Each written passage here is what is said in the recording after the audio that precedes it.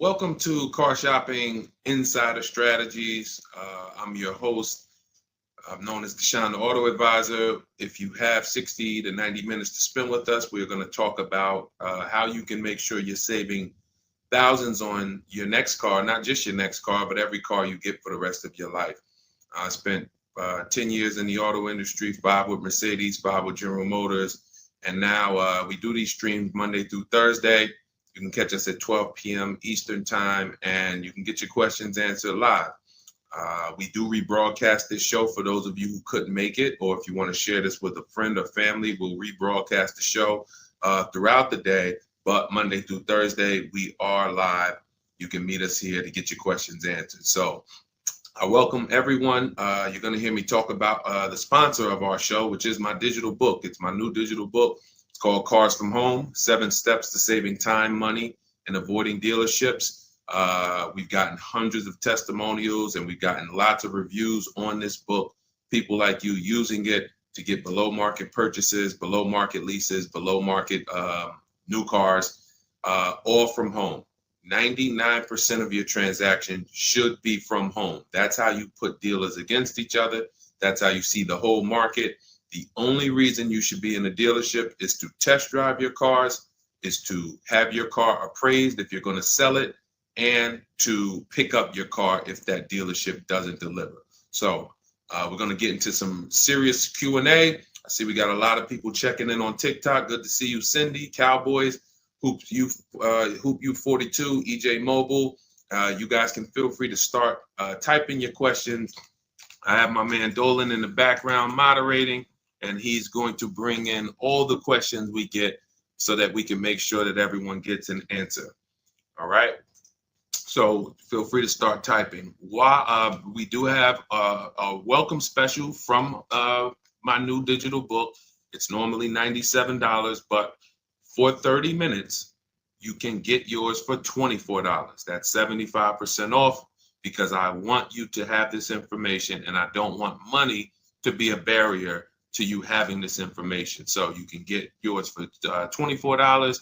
If you get to my TikTok bio, the Instagram bio, the YouTube comments, and the Facebook comments before 30 minutes, you got yours for $24. It's worth $97 and more, but $24 is better. I'd love for you to have that special. So feel free to start typing and we'll get to it.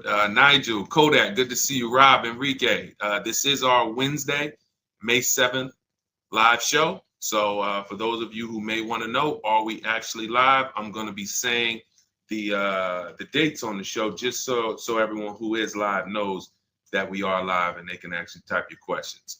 So while you guys are typing, I want to tell you about this 7-step system that you want to be operating in. You don't want to be out here winging the car buying process anymore, the car shopping process anymore. This is 7 steps. Whether it doesn't matter whether you're a high mileage driver, bad credit person, good credit person, lease person, purchase person. 7 steps. First step is the most important question. How many years are you keeping your next car? This is the most important question because we need to know how are we going to beat depreciation. Depreciation is what we call the unseen expense. If you buy a car today for $40,000, you don't drive the car one single mile. You don't even drive it. Say you don't need it. You park it outside your house for 1 year. $40,000 car. Come back in a year, what's that car worth? Throw some numbers out there. Your brand new car, $40,000.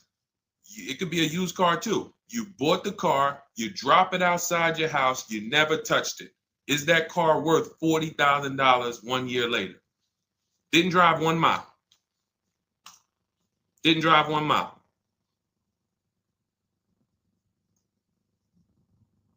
Let's go. Throw some numbers out there. What do you think? What do you think a $40,000 car is worth after 1 year?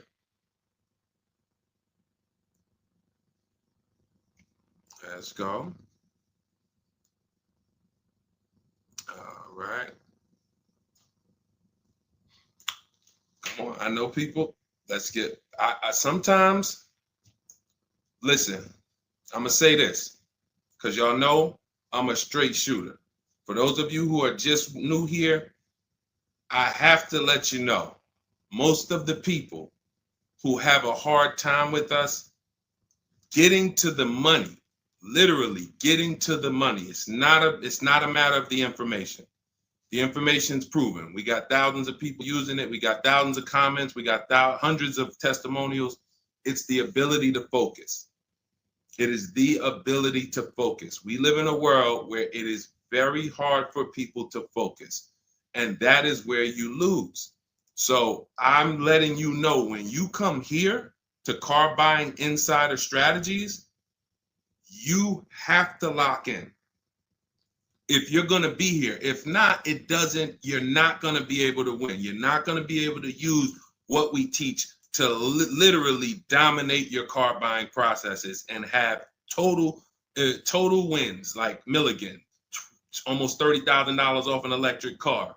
Like, Just Ralph saving $5,000 off his brand new 2025s. He bought 2 of them. Dealerships dropped the price. The moment they came out, he got them back in December. They dropped the price on both of them over $5,000. Like, these are brand new high demand cars. You're going to see me share a bunch of people that like, whoa, those results look amazing. And these people are telling you they'll never buy a car any other way except the Cars from Home way with bids. But they focused.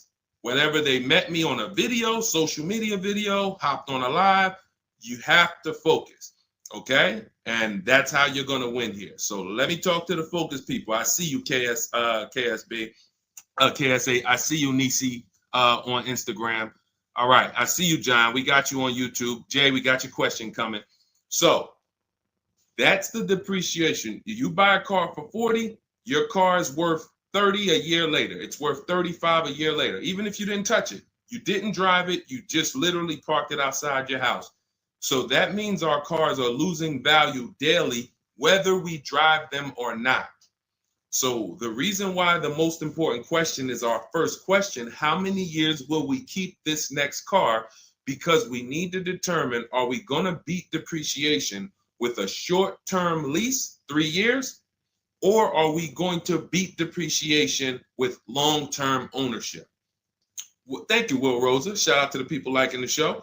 If you are a long-term person, that's where we are purchasing. So that's step 1 in the process. Before you think about, Deshaun, what about my old car? I need to trade that.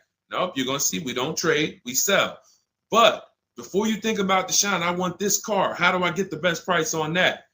Before I think about anything, we are thinking about how are we going to beat the unseen expense, depreciation, because that is what most people overlook, and depreciation kills them, and they don't realize how much depreciation has killed them until they come years later to try to replace their car, and they're like, wow, that's all my old car is worth? Who's had that happen? Who understands that every time you have gone to replace your old car, if you replaced it in 3 years, 5 years, 6 years, besides the pandemic, when every single car was worth $7,000 more than what it was really worth, so you could buy anything and you could win. Besides those times, isn't it more likely that you went to replace your car and you're like, whoa, that's all this car is worth? Man, that's all you're giving me? Because the depreciation has really set in, and we have not held the car long enough to have that win. So that's why this is the most important question. Then we move to equity assessment, where we get bids. Then we move to deal structure, where we structure, what does a great deal look like? What does it look like if I lease this vehicle and it's a great deal? Not these bad deals I see on commercials. What does it look like for me to budget and make sure when I go shop, I'm not going over my budget? In fact, I want to shop way below my budget. That's what we do in step 3. Takes us about 10 minutes. Then we move to shopping. This is the fun part. And I want y'all to understand something. Shopping is deciding what you want. It's not buying it. It's not buying it. Shopping is deciding what you want. Okay? And what we tend to do is we mix shopping with buying. When I was in the dealership, I would have people, man, Deshaun, I don't know how I ended up with a car. I just went to Home Depot. I was going to Home Depot. I said, let me stop by the dealership. And now look, I'm leaving with a car. That's mixing shopping with buying. We don't want to do that. And then we move to step 5, which is we're multiple offers.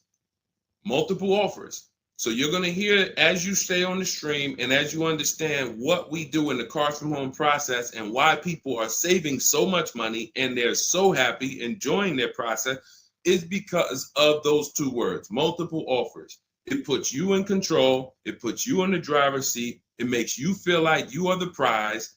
You're not begging anymore. Who's been in a dealership feeling like, man, why am I begging these people to take my money? Will anyone be honest? Anybody be honest and say, man, anytime you've been in the dealership, have you ever felt like, why am I begging these guys for me to give them $20,000 of my money?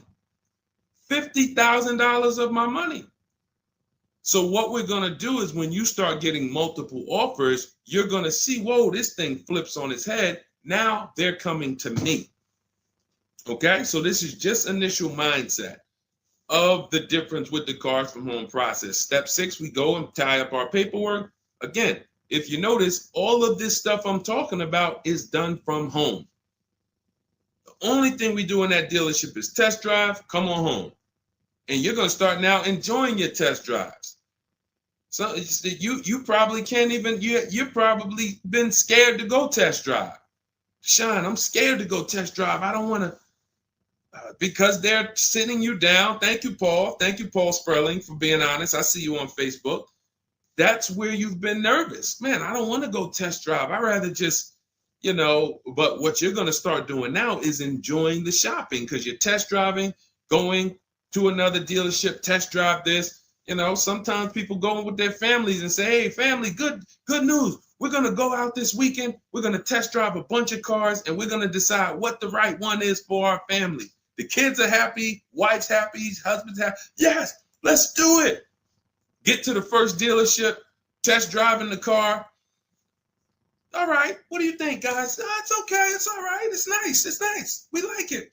Okay, now the kids think we're going to see 3 vehicles.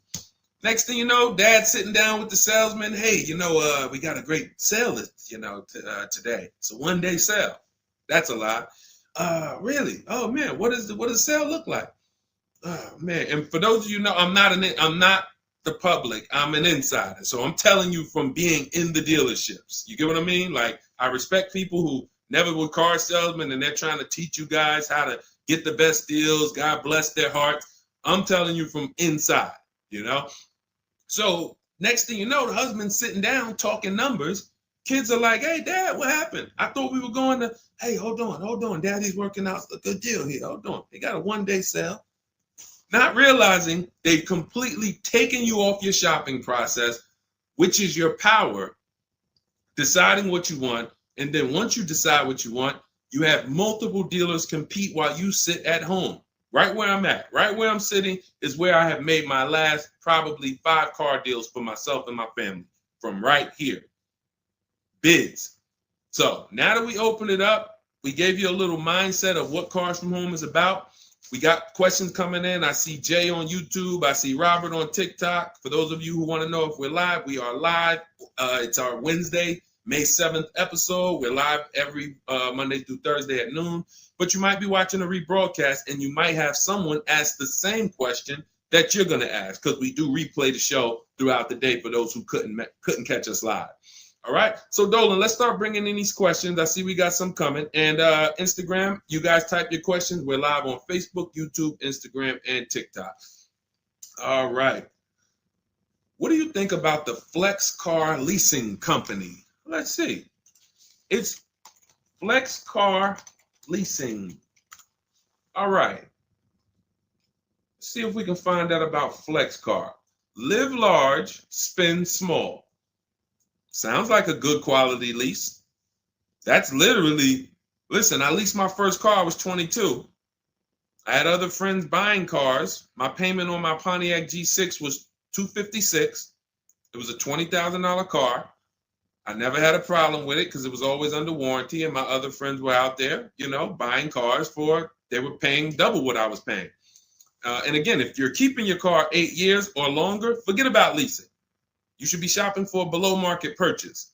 If you're not keeping your cars 8 years or longer, below market leases is how we save all the money keep thousands in our bank account, drive incredible cars. So let's take a look. It says Flex Car is the first and only month-to-month car lease because freedom shouldn't come with a contract.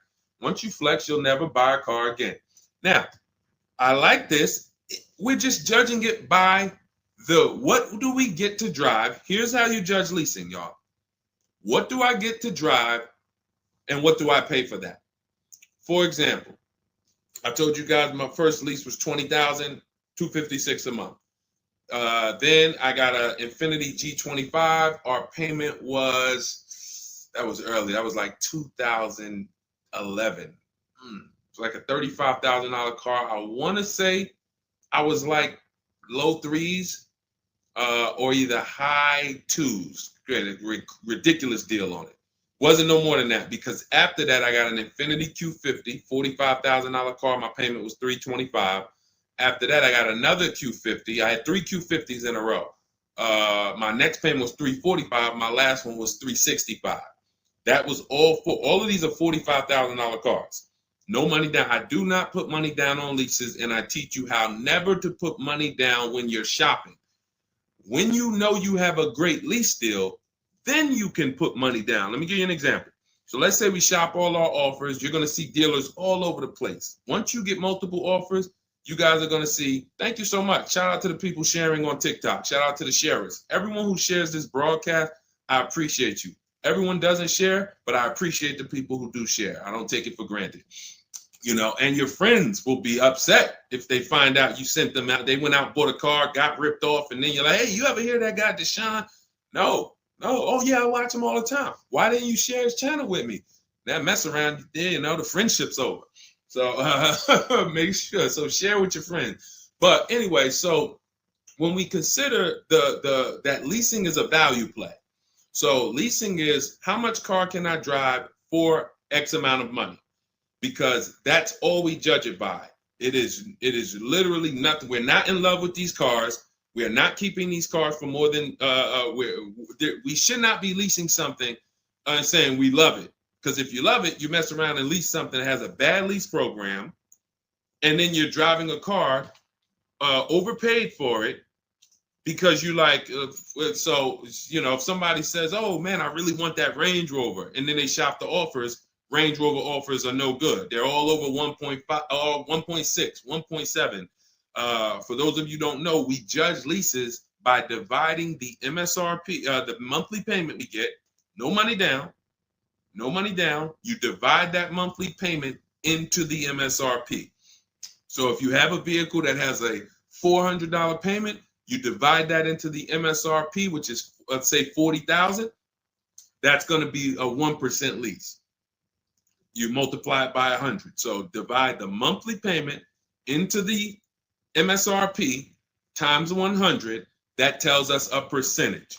So once we get that percentage, we can see, is this a 1% lease? Is this a 1.5% lease? Is this a 1.2% lease? Now, you cannot judge a lease until you've gotten multiple offers because you need to find what we call the 20%. What are the 20%? Anybody know what the 20% is?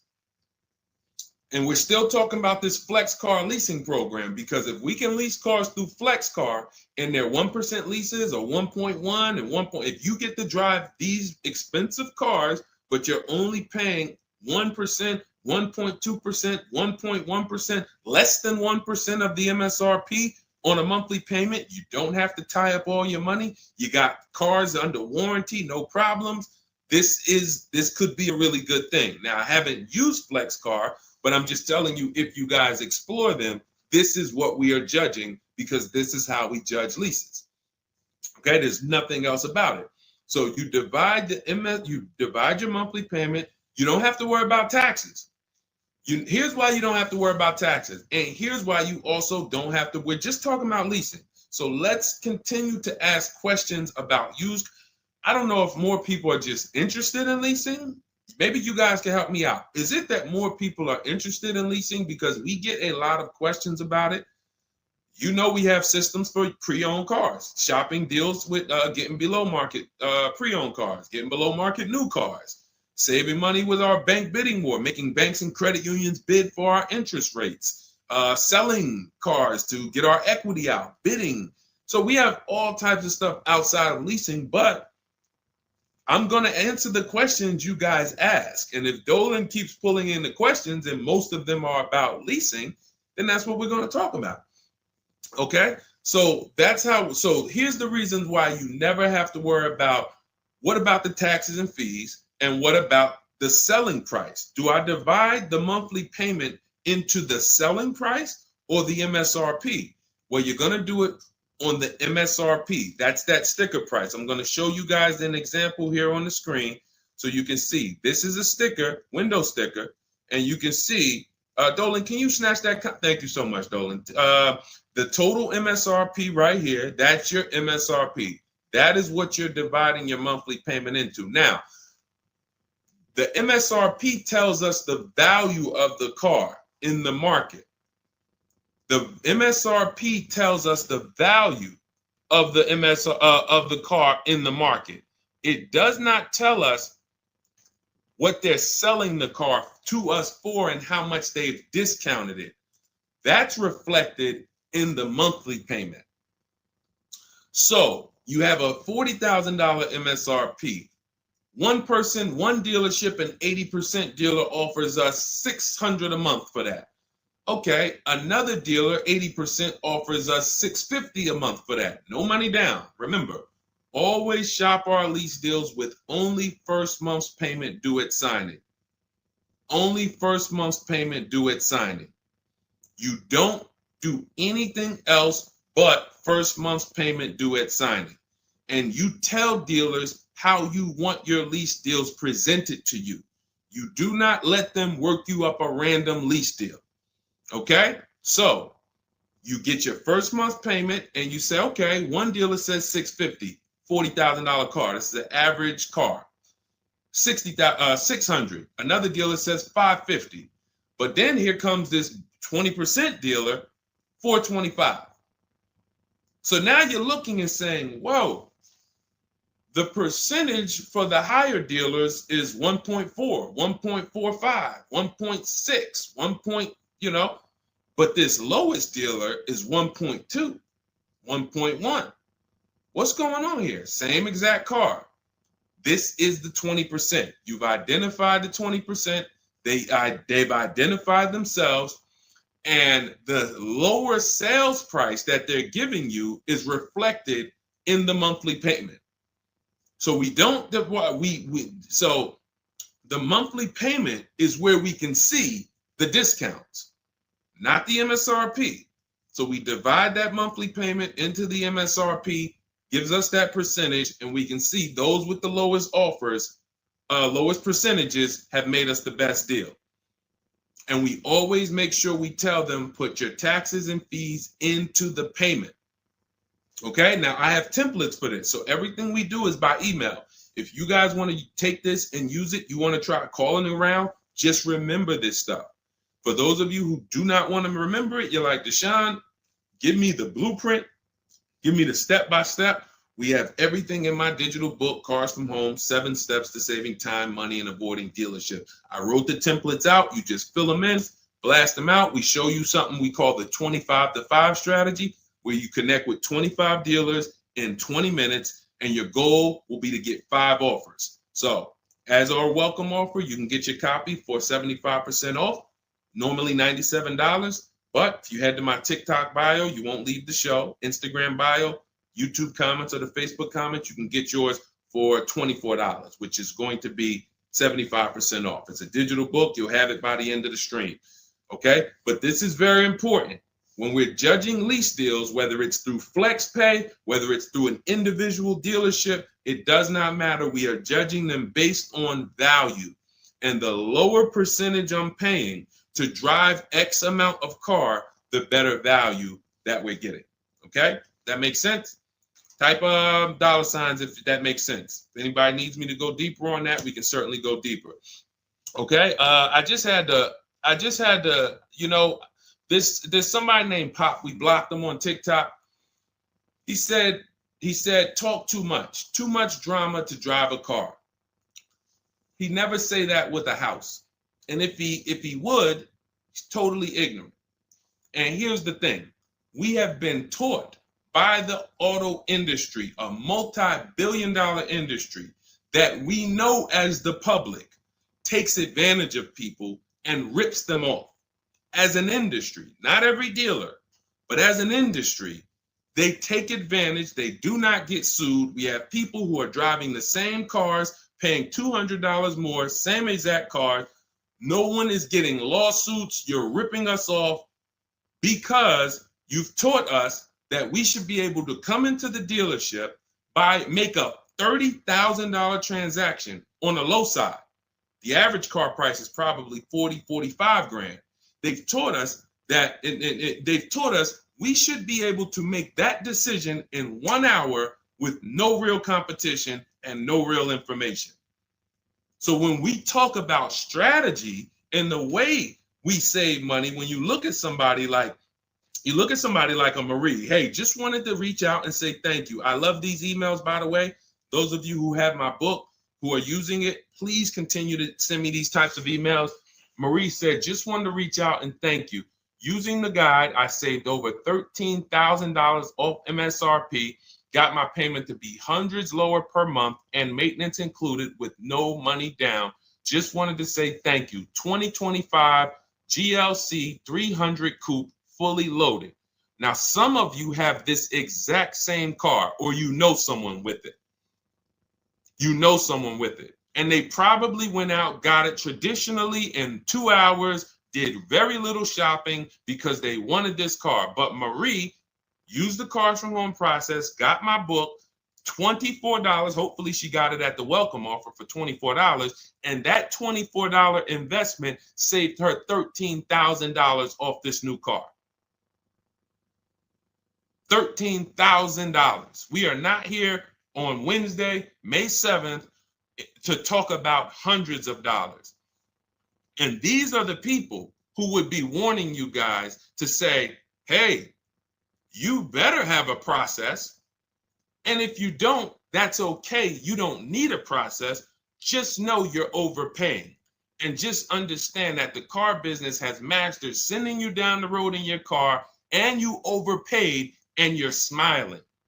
It's a very, very powerful business, multi-billion-dollar machine where you could send hundreds of people down the road smiling and they literally overpay. You just made $5 grand on them, $8 grand on them, 10 grand on them. That, you know, there's a saying in the car business, the happiest customers are the ones you make the most money on. That is a saying. So the happiest customers, the ones that are no, hey, listen, you got to do better, man. Hey, man, I'm still not happy because you still don't feel like you got a good deal. Those are the people that you make the least money on. Still making money on them because they're not comparatively shopping. But the ones who, oh, Joe, you were great. You made this so easy. Go see Joe, everybody. Meanwhile, Joe's making 8, 10 grand on you every single time. So appreciate the people who value having a process for the most expensive purchase some of them are going to make. We're not buying homes like we used to. So some people, cars are going to be the most expensive purchase that you make. So I appreciate the people who value how serious that process is. All right, Dolan, let's keep them going. Next question. We got a lot more coming in. Lady V, how are you? What are the major updates for the car buying strategy? Oh, are you in Cars from Home? I announced Lady V, let me know, because it sounds like you're talking about a post I made to our private group. Actually, if you check Leasing Like a Boss, what we just did is we turned our 25 to 5 shopping process, which was you. By the way, guys, this is somebody, we have 2,300 people in our inner circle who use the Cars from Home strategy. They don't like reading, not all of them. They prefer videos and coaching. We have coaching calls first and third Wednesday. We got one this afternoon. But what she's asking, I announced that we were upgrading again our process because we made it even shorter. And guys, we're getting cars in 45 minutes. We're getting lease deals in 45 minutes over a 3-day period, 45, 60 minutes. Literally, we are having people bid in a process that used to take us, even our people who are good. Like you look at somebody like Rosalie. Rosalie, some of you know if you've been on the stream, I continue to celebrate her. She got 3 cars. At once, she had to get 3 cars for her sons. A Nissan Rogue, $36,000, $399 a month, sign and drive. CX-30, $28,000, $339 sign and drive. That's a 1.2% lease. And then Mazda CX-50, $40,000 vehicle, $420. 1% leases, and then one, just killing it. Probably. And then she got $6,700 selling her old leases. She sold 2 leases because in step 2 of our process, we teach you how to sell not just your cars that you own or that you finance. Who didn't know you could sell a lease? Type me. Let me ask this too. Who didn't know you could sell a car that you did not have the title for? It's not paid off yet. Let's ask both. Who didn't know both of those? Because I've seen people in my career that say, listen, Deshone, as soon as I make my last payment, I'm coming to get that. As soon as I get the title. And I'm like, where did you think that you had to wait for the title paid off to? So who didn't know that? So literally, I see you, Nina. Thanks for being honest. Appreciate you. All right. Thank you, yours truly. I appreciate the people who are always willing to be honest, because you're the ones who are going to really, if you can't get the bad news, you are literally not going to be able to get to the good news. Like, you got to realize the people who they have a very tough time is they just think, Deshone, I know way more than you. Even though you've been in this thing since 2006, you got all this experience, you done worked for this, been a finance manager, had your own brokerage. Deshone, I still think that I know this more than you. Very tough time helping them. But other people, you guys can win very simply. So when we look, she's asking, we were getting these cars in roughly an hour and a half, 2 hours from home. Now I'm doing it in about 60 minutes, but I created a quicker process, cut some things out, and we just are uploading new things to our membership page that are going to have people literally popping in over a 3-day period. Morning, 10 minutes, afternoon, 10 minutes, evening, 10 minutes. You do that by your second day, you're going to have 5, 6 offers, 7 offers, and be ready to close the deal. Like that quick. That quick. I'm always about quicker. Deshone, y'all getting cars in an hour and a half from home. Yeah, but can we do it quicker? So that's what we got. So check Leasing Like a Boss, and you'll see some of the new videos already in there. And thank you, Daniel. He said it's worth the price. And it's in the book. So very important to understand. Everything we're talking about, guys, you can get it for $24 if you get to the book before the 30-minute welcome offer expires. This is the same system. Some people just like videos and coaching in our community, 1,600 people in it. They want to be in that. Like, let's do this together. Let me ask more questions. We can't answer questions for people who have the book. Unless you pop on a live and you catch me here. So thanks, Lady V. But yes, check out the membership page and you'll see all of the new videos in day 5 for the 25 to 5 strategy. It just got quicker. All right, go ahead, Dolan. Pull the next one up. All right. And every time y'all hear something that you like, can you continue to run up these likes on TikTok? Appreciate it. I see we're about 300 now. But if y'all can continue to run those likes up, it means a lot. It lets TikTok know, hey, they're talking some serious stuff over here. Let's bring some more people over here so more people can benefit. My man Paul Sperling on Facebook. How are you? Are there dealerships that won't allow you to lease unless you use their financing and not use your own credit union? This is a great question. Wanted to know if it was true because Genesis Salesman told me that. Great question. So Paul, with a lease, we must use the dealer's bank or the manufacturer's bank. It's not like a finance where we can go and we can get our own financing. We can shop around for our own financing. And the reason we're doing that is to make sure that they're not overcharging us for the financing. So we have a process we call the bank bidding war, where we strategically let tons of banks and credit unions shop our credit without it lowering our credit score with all these inquiries. And we do it within a window, and it allows it to only show, it only affects our score as one hard inquiry. So these are the steps we take to make sure we are not overpaying. Thank you, y'all. Yali 288, #1 gifted badge. Appreciate you. But on a lease, it's different. We must go through the dealer's bank. Now, here's what could happen. With a lease, there's something called a money factor, which is an interest rate. That's an interest rate on a lease. It's called a money factor. Now, dealerships, if they know you are not shopping, and some, the 80%, even if they know you're shopping, they're going to mark up the money factor.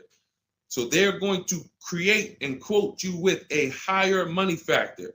This is why going in and asking for the invoice does not matter. You don't know what the hidden money is. What are the rebates? What is the incentives? What is the money factor? You don't know. Did you mark it up? Did you not? Can't see it. It is totally undisclosed. There's no way for you to see it. So how do we make sure this doesn't happen? Multiple offers. Because when we know you're shopping now, and again, you're going to see as you guys get multiple offers, sometimes it's not going to matter. You're still going to see offers that are extremely high. And you're like, these guys are still quoting us high, even though they know we're shopping. Correct. Because this is what they sell their cars for.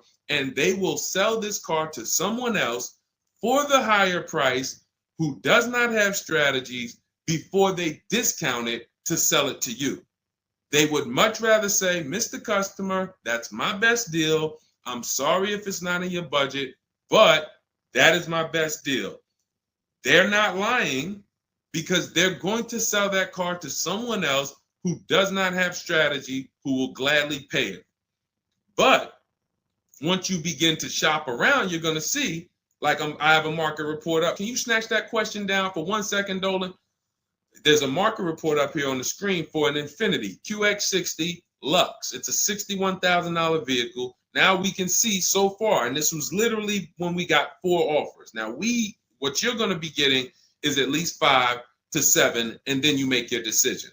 Only vehicles that are very scarce, you're going to see less than 4 offers, or less than 5 offers. And then at which point, we usually make a decision on, do we want this vehicle or do we want to hold off and maybe check back next month, because we need competition.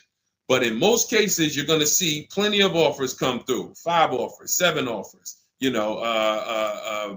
This is how most market reports look that we prepare. We prepare these for people, and this is what we teach you to do for yourself. So as you can see, $61,000 vehicle. One deal is at $873. Sign and drive, no money down. One dealer is at $889. But then we have 2 dealers that have come in at $680 and $685. $200 apart. So now there are people in these other dealers that are at $800, almost $900 a month, negotiating. Come on, man, can you get me down under 8?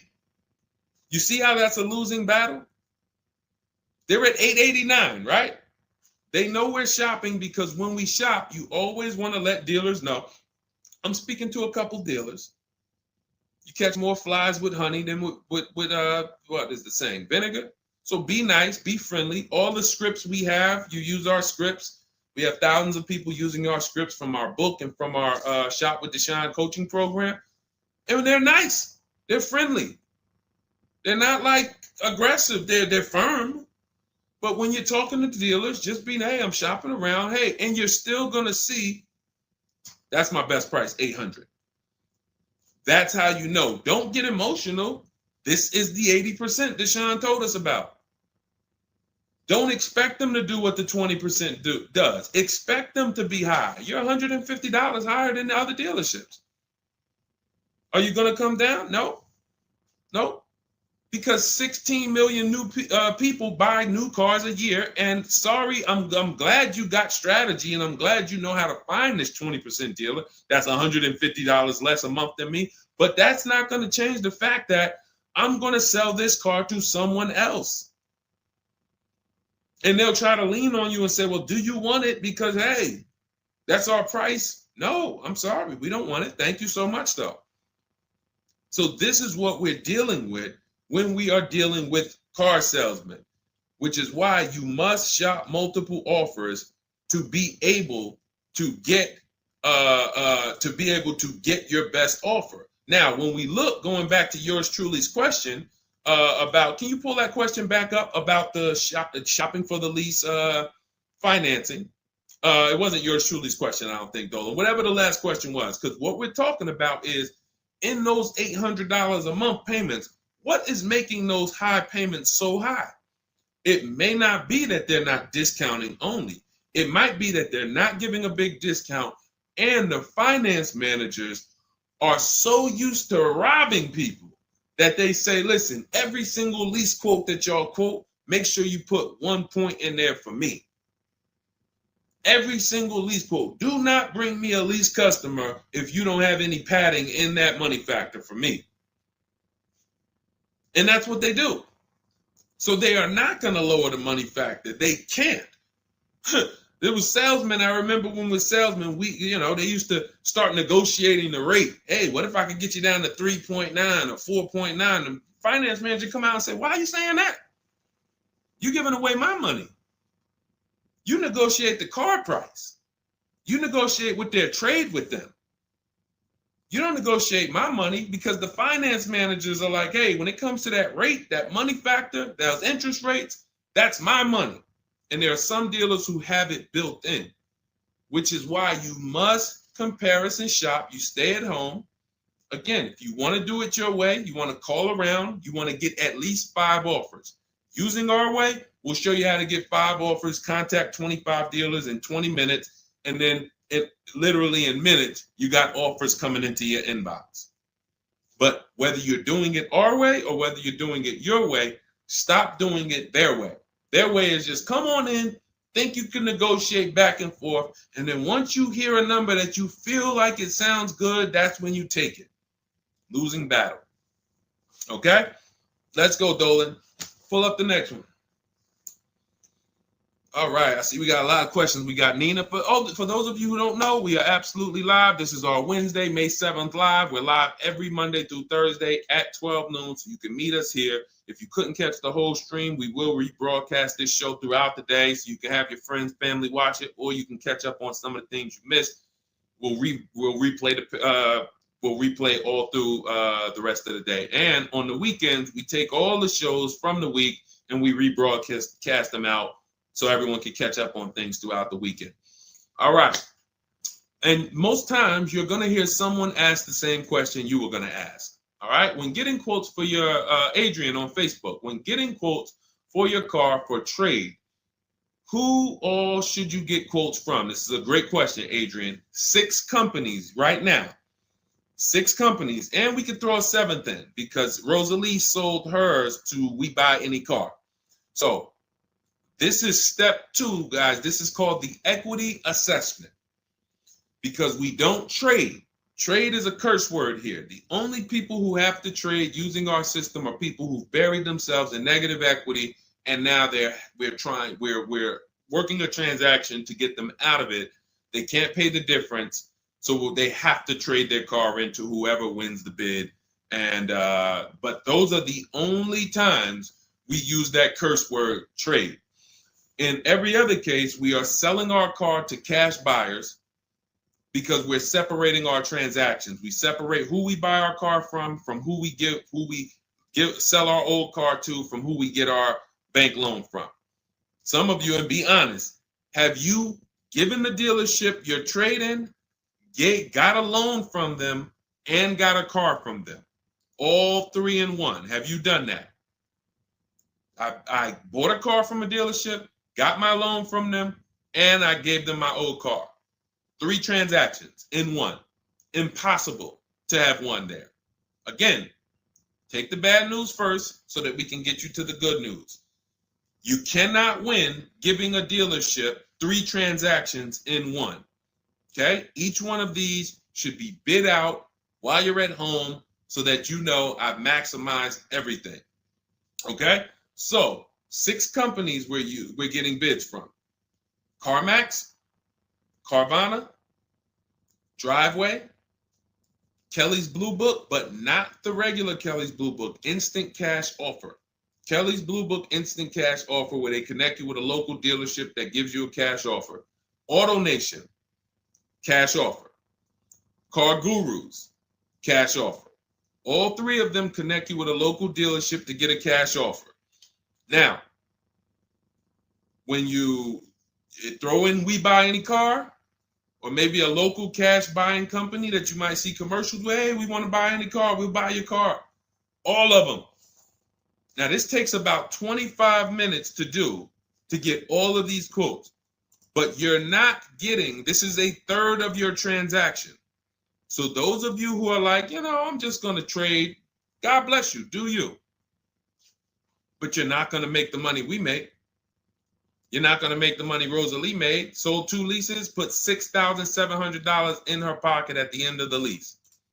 And what many of you, do I still have Melissa's See, Melissa, many of you who are going to learn that you have not been a long-term person and you have been buying your cars, you're going to get your bids, and then you're going to put a ton of money in your bank account because you're going to lease with no money down. And once you lease with no money down, I don't think I have it up. I think it was from last year. And because we're just showing all 2025s and 20. Yeah, that's all we're showing right now is, recent people, But some of these, Dolan, I'm going to go back and grab because some of them were unique in that when you see you've been somebody who's been taking loans out and you're like, Deshone, every time I buy a car, I take loans out 5-6 years. I go trade the car in after like 4 years, or maybe I pay them off and then I go and trade them in. And I always end up really not getting nothing. I got high payments every time. And then whatever my old car is worth, I use it for a down payment for the new car. I don't really see where that money goes. So this is a repetitive cycle. What you're going to do is actually get your cash bids, realize, all right, I've been breaking the 8-year rule. The 8-year rule says if you're not buying your next car to keep at least 8 years, you should be getting a below market lease. That's what you should be shopping for. That's going to save you thousands upon thousands of dollars more, and you're going to drive better vehicles. If you're keeping your car more than 8 years, then you should be shopping for a below market purchase, new or used, based on your budget and your values. So the 8-year rule. So you say, man, I've been breaking this 8-year rule. I'm not keeping these cars 8 years. Let me go and shop for my below market lease next time. So my normal car that I would normally trade in, not really see where that money's going. Now I'm going to bid that out to CarMax, Driveway, Carvana, Kelly's Blue Book Instant Cash Offer, Driveway, Car Gurus, and We Buy Any Car. I'm going to see the highest bidder. The highest bidder might be like, because Melissa, I think she made like $14,000. She had like a 5-year-old car that she would normally trade, but it was paid off. And she's like, all right, I'm not going to go and use this as a trade and buy something else. She gets like, you're going to have like 12 grand equity, 15 grand equity. Beautiful. And what's going to happen is when you shop for your below market lease, you're shopping with only first month's payment due at signing. So you find your lease, you've already been paying super high payments because you've been purchasing. Now you're like, whoa, I could drive this new car and it's $200 less than what I've been paying. I don't got to put no money down on this thing. You pull out of there with a super low payment, new car, and you got a $12,000, $15,000 check going in your bank account. Got my car, and now I can see where my equity is going. It ain't going to you, dealership. It ain't going in that car. It's going in my bank. And this is, that's one of the most beautiful things I love to see. And it only happens for people who have been, unfortunately, programmed and brainwashed to buy cars. They don't keep them 8 years. And then when they come to the revelation, now it's like, boom, equity goes in the bank. I'm driving new cars for cents on the dollar. Beautiful. All right. And that's why you do the equity assessment before you shop. Step one, we decide how our 8-year rule. Are we buying to keep more than 8 years or less than 8 years? That's when we know, lease or purchase. Then step two, equity assessment. Let me see what my current car is worth. My current lease is worth. Can I make any money on it? Am I upside down? That's what we do at step 2. Okay, so once you guys really follow this process, your whole car buying is going to change. You'll be moving just like everybody else is moving. Just like Brian got his first lease. First lease using our system. He said, just finalized my first ever lease using your system. 2025 HRV Sport, all-wheel drive, $30,500 MSRP for $395 a month. 1.2% ratio. See, this is how you know people understand the car buying process. They talk just like me. They talk just like me. They know the process. They didn't have to go to school for this. They just followed the steps, and I walked them through how to judge the deal. 1.2% deal, 12,000 miles a year, 36 months, no money down. His initial quote from this dealer was $434. In my book and in our Shop with Deshone system, we have calculators we invented. We have 6 proprietary calculators. Can't find them anywhere on Google. They're ours. We created them. He used our calculator. We put all our offers into the calculator. It tells us what to counter. So he counter offered online or by email. His last offer was $395. They went from $434 to $395. That's how it goes. And he probably had 5 or 6 or 7 other offers that was $150 a month higher. That's how it goes. All right. That's where you want to be. All right. That makes sense. Did everybody grab that? Type $ if you follow me. Who's following? Type $. Okay. I never want to go to the next subject before I make sure. All right. Did you grasp that? Did you? All right. Thank you. I see you, DJ and Nice. My man, good to see you checking in. Hart, you have that's your username, Hart. So yours truly. Thank you so much. Good to see you. All right. I see you, HD1 1225. Good to see you. All right, perfect. All right, Dolan, let's go to the next question. All right, feel free to keep talking. I know we got a bunch, so I'm not even gonna say it. Let's just try to get through what we got so far. Should there be a set length of financing depending on the year of the car? Great question. So we have something we created called the Rule of 72 and the 10th birthday. This is, all right, there's something we call the repo recipe. So when I was in Mercedes, this happened more often with Mercedes. People, 4 expenses that we need to take into account when we're financing a car. 4 expenses. The cost to acquire the car, and most people are taking a loan. So it's the cost to acquire. Then you have the cost to repair it. Well, let's say this. You got your insurance. You have your maintenance. And on some cars, maintenance does become serious. On a Mercedes, your oil change is $200. Your brake fluid change and your service B is $400 to $500. So there are cars that we have to take into account the maintenance being serious. Then we have gas. So even if you have a car that maintenance is low, you still have gas. So let's just wrap those 2 together.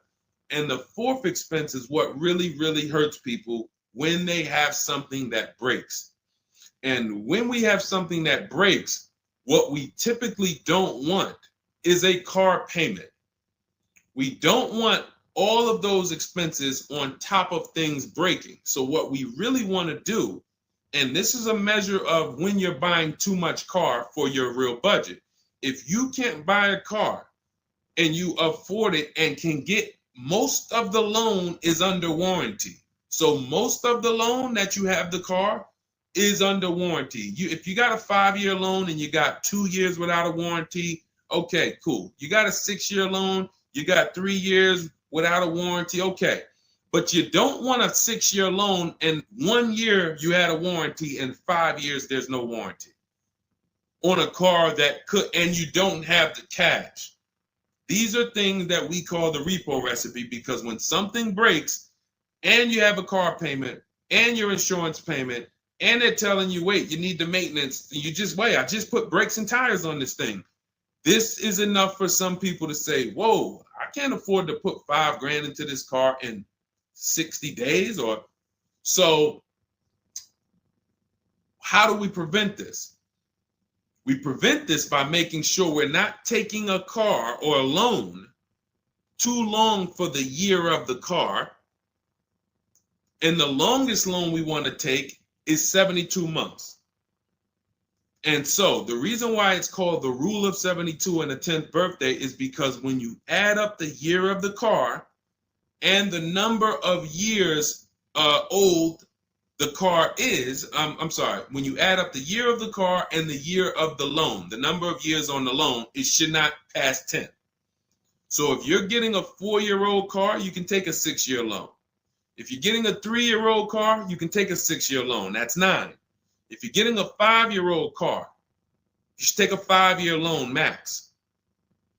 If you're getting a 6-year-old car, you should take a 4-year loan max. Now, why is this a test of affordability? Because some of you are saying, whoa, but I can't get the car that I really want at that number. Then that means you can't afford the car that you really want. Again, it doesn't mean you can't break that rule, but it does mean that you're going to have a loan on a car that's older than 10 years. This is risky.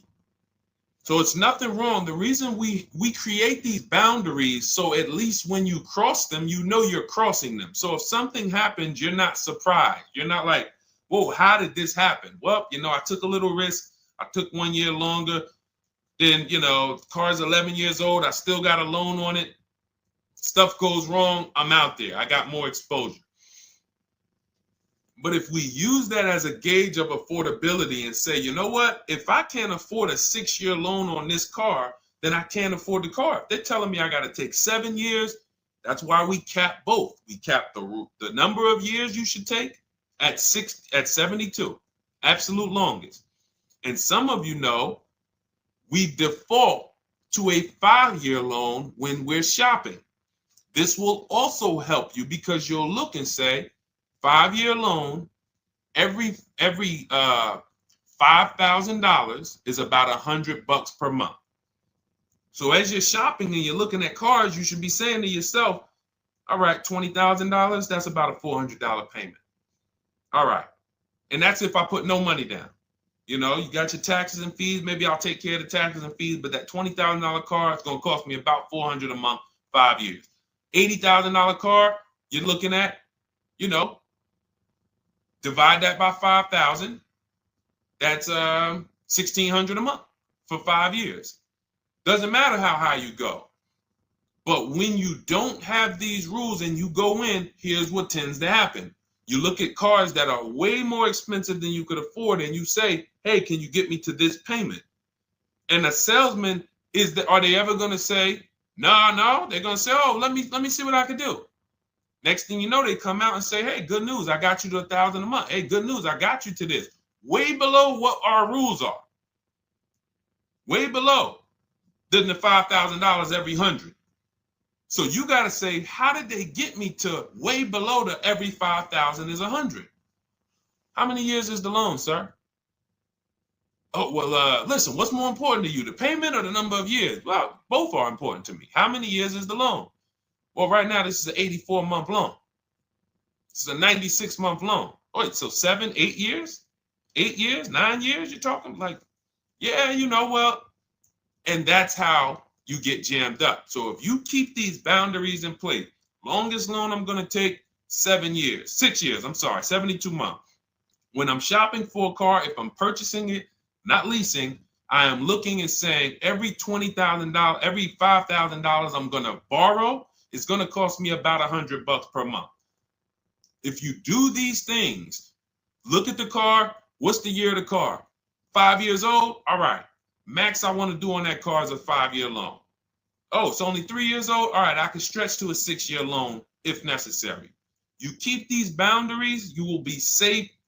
You stay far away from the repo recipe. When things tend to go wrong at that 9, 10 year, 11 year mark, you got to put some money into the car. Car is paid off. You don't have to worry. Okay? High dollar signs if you guys followed that, and we can move on to the next question. Everybody clear on that?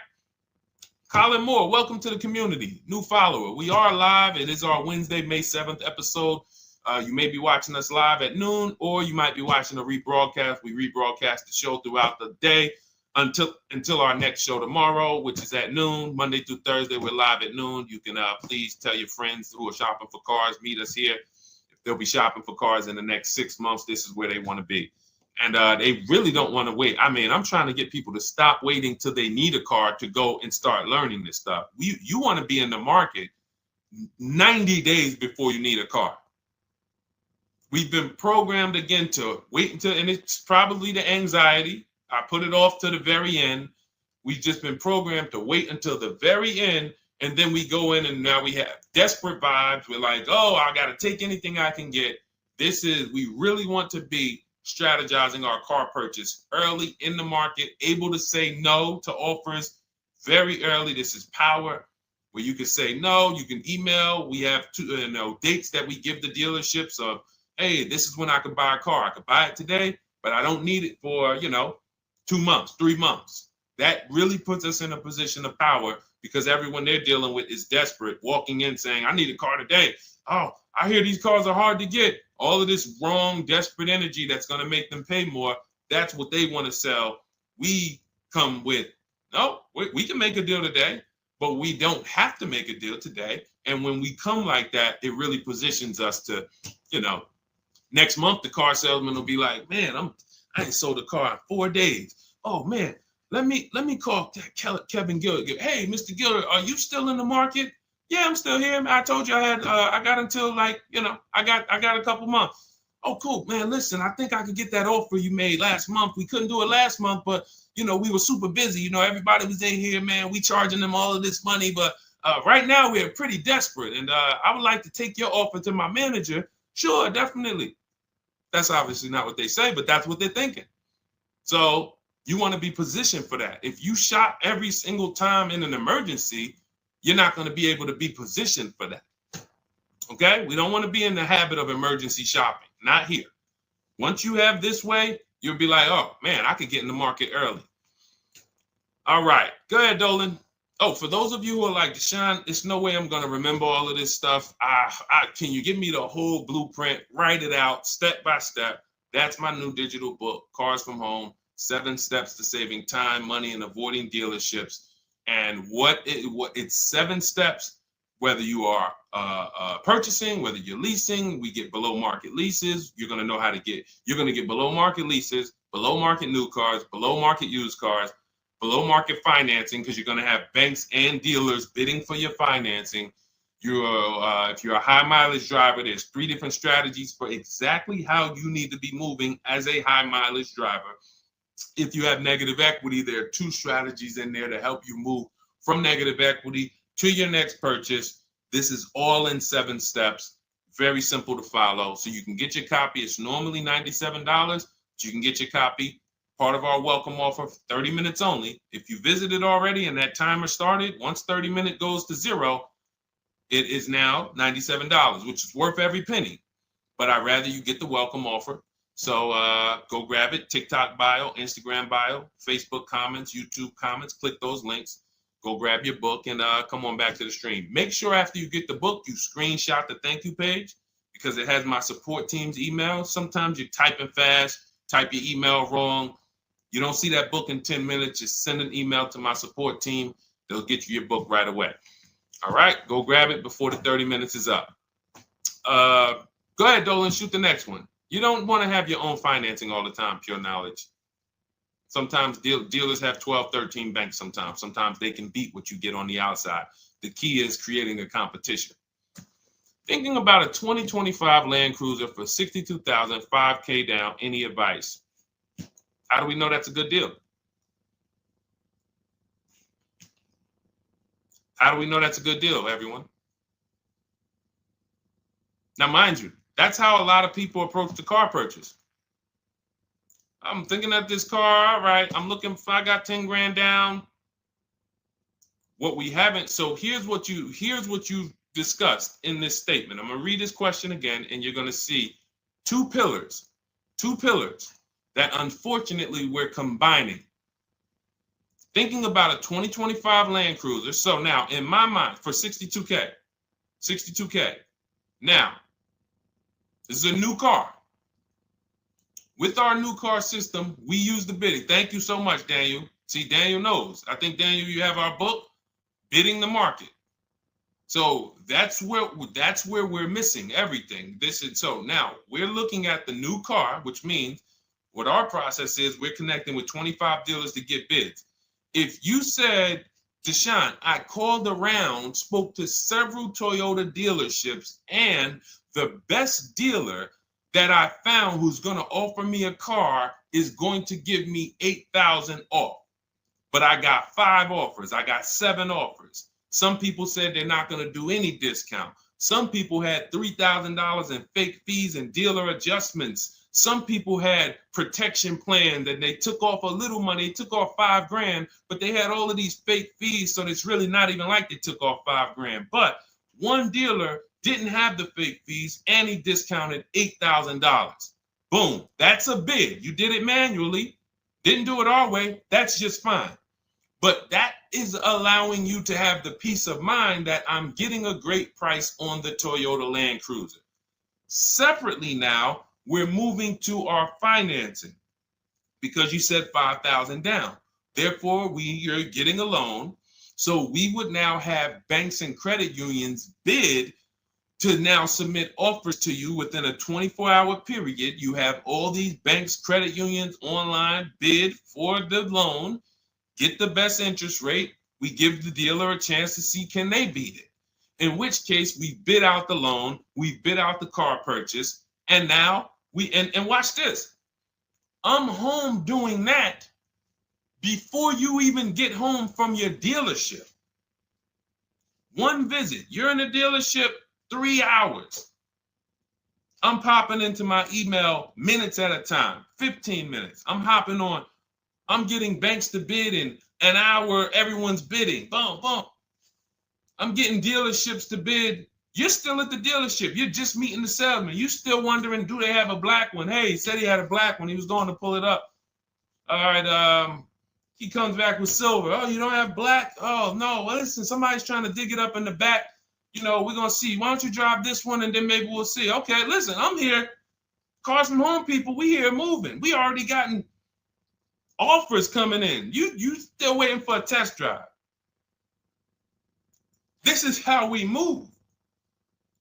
So not only is our process and the way we shop the key to getting all these offers, like again, you look at somebody like this was crazy. Val Boss lady, $51,000 vehicle, zero maintenance, zero time. Look, she got a 1.1% lease on that. Let's look at where's Sean? My man Sean, because Sean was actually one of the $72,000 vehicle. He saved with the rebate and with the dealer discount. He saved $21,000 off of it. $21,000 off of it. He's sitting here chilling at home. Dealers, I'll take off $3,000. I'll take off $5,000. I'll take off $10,000. Oh, I'll take off $20,000. Whoa. So it's not only is it the money that we save, it's an easier, more fun process. So that's what you need to do. Like, step out of that old way. Understand that I need to get multiple offers for the Toyota, and I need to get multiple offers for my financing, and I do that right here from home, where nobody can come into my house and say, hey, get into the dealer here. What are you doing there trying to shop from home?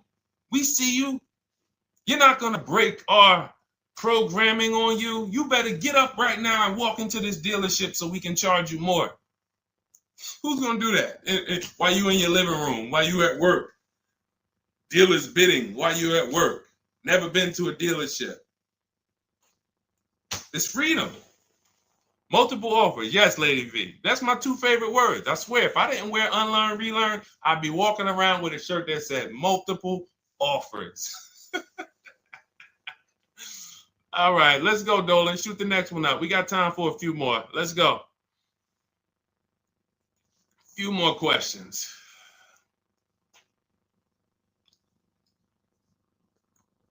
Atiba on Facebook. How is the best way to sell your personal car? Is that in the book? Yes, that's our equity assessment. Step 2. Step 2. Multiple offers. Get your 6 to 7 cash offers. And if you don't need to replace your car, just go and get your check. Do your inspection, get your check. Cash offers, CarMax, Driveway, Kelly's Blue Book Instant Cash Offer, Carvana, AutoNation, Car Gurus. You want to throw We Buy Any Car in there? 7 offers. Get your cash offers. Now, if you are replacing your car, we are timing the transaction. What that looks like is we get our bids for our old car, our current car, or our lease. We assess what our equity is, and then we go shop for the new car. And once we find the best offer for the new car, we then go in. We'll give the dealer a chance to match it, but they usually can't. Hey, I'm selling my car to We Buy Any Car. You know, they're giving me this. Can you beat it? No, that sounds crazy. I can't beat that, because they're not going to win 2 bids. They're not going to beat all of the new car dealers or the used car dealers to sell you a car. And then they can also beat all the used car cash buyers to buy your old car. They'll be out of business. So you go pick up your new car, drop off your old car, or go drop off your old car, get your check, drive over, pick up your new car. Maximize both transactions. It's a beautiful thing. That is the way it's done with us most of the time. Very rarely is the dealer we're picking up our car from the same one who's buying our old car. Very rarely. But yes, absolutely, that's in the book. All right, let's keep it going. Dolan, next one.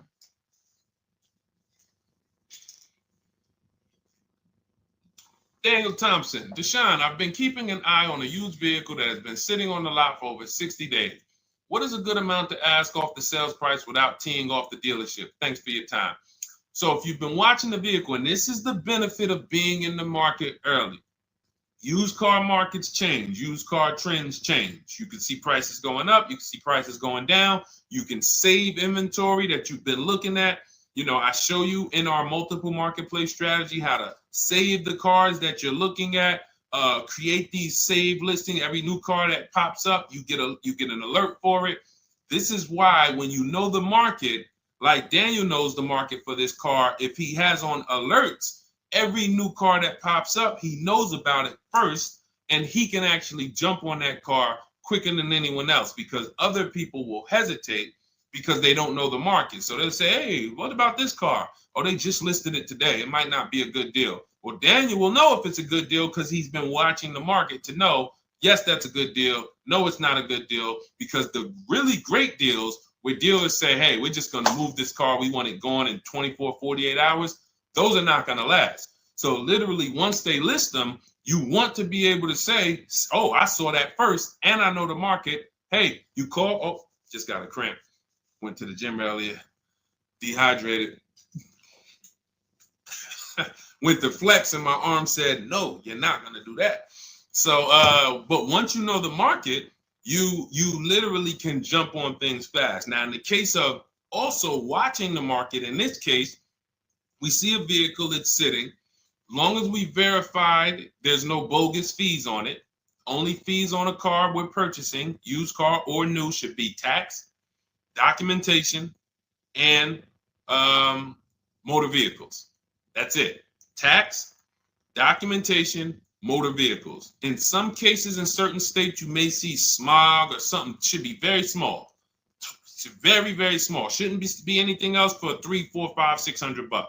Tax, motor vehicles, documentation fee. Those are all legit fees. Everything else is a made-up fee to try to make money. Now, there might be some value in some of the things. We have a service plan that we added that we selling on all our cars. Okay, but we got to compare that to the dealers who don't have that stuff. So what you want to do is look at the low side of the market, the way we teach. So if you're looking at the low side of the market, Daniel, for example, and you see, all right, all the low prices are 21 to 22. The cars go up to 24, 25, 26. I see some up there for 27. Okay, but the low side of the market is 21, 22. And this is how we watch the used car market, because we want to watch the low side. Now, the low side is going to be where the worst cars are. What do I mean by that? frame damage, salvage title. If you don't see a couple cars and you pull a Carfax and it says salvage or it says frame damage or it says 2 accident, you're not looking at the low side of the market. You're looking at the regular retail market, the regular middle of the market, the average prices. Because if you're shopping the low side and you're like, okay, between 21 and 22 is where the lower prices are, you're going to see some, oh man, look at these pictures. Now, car's all scratched up. Oh man, okay, man, this thing had 2 accidents. Oh man, this thing's salvaged. But then you pops up and you see one for 22. You pull a Carfax. Carfax looks good. Maintenance looks good. Boom. Oh, now you know. So Daniel, if you know the low side of the market, now you're trying to see maybe this car has been there. It's $2,000 more than the low side of the market, but maybe they're getting desperate. So you make an offer that's right where the low side of the market is. So let's say the low side of the market is 21, 22. This car is listed for 24, but you know this thing been there for 2 months. You make an offer of 21. They might say, hey, listen, no way we can do that. Most we can do is 22. In which case, you won. That's why you want to know where the low side of the market is. Because if they accept the offer and then your offer was too high, then you regret it. So if it's 24, it's been sitting there, you offer them 23, 22.5, they say, yes, we'll take it. Then it's like, man, was that the low side of the market? No, the low side of the market was 21 to 22. So let me offer 21, see if they'll bite.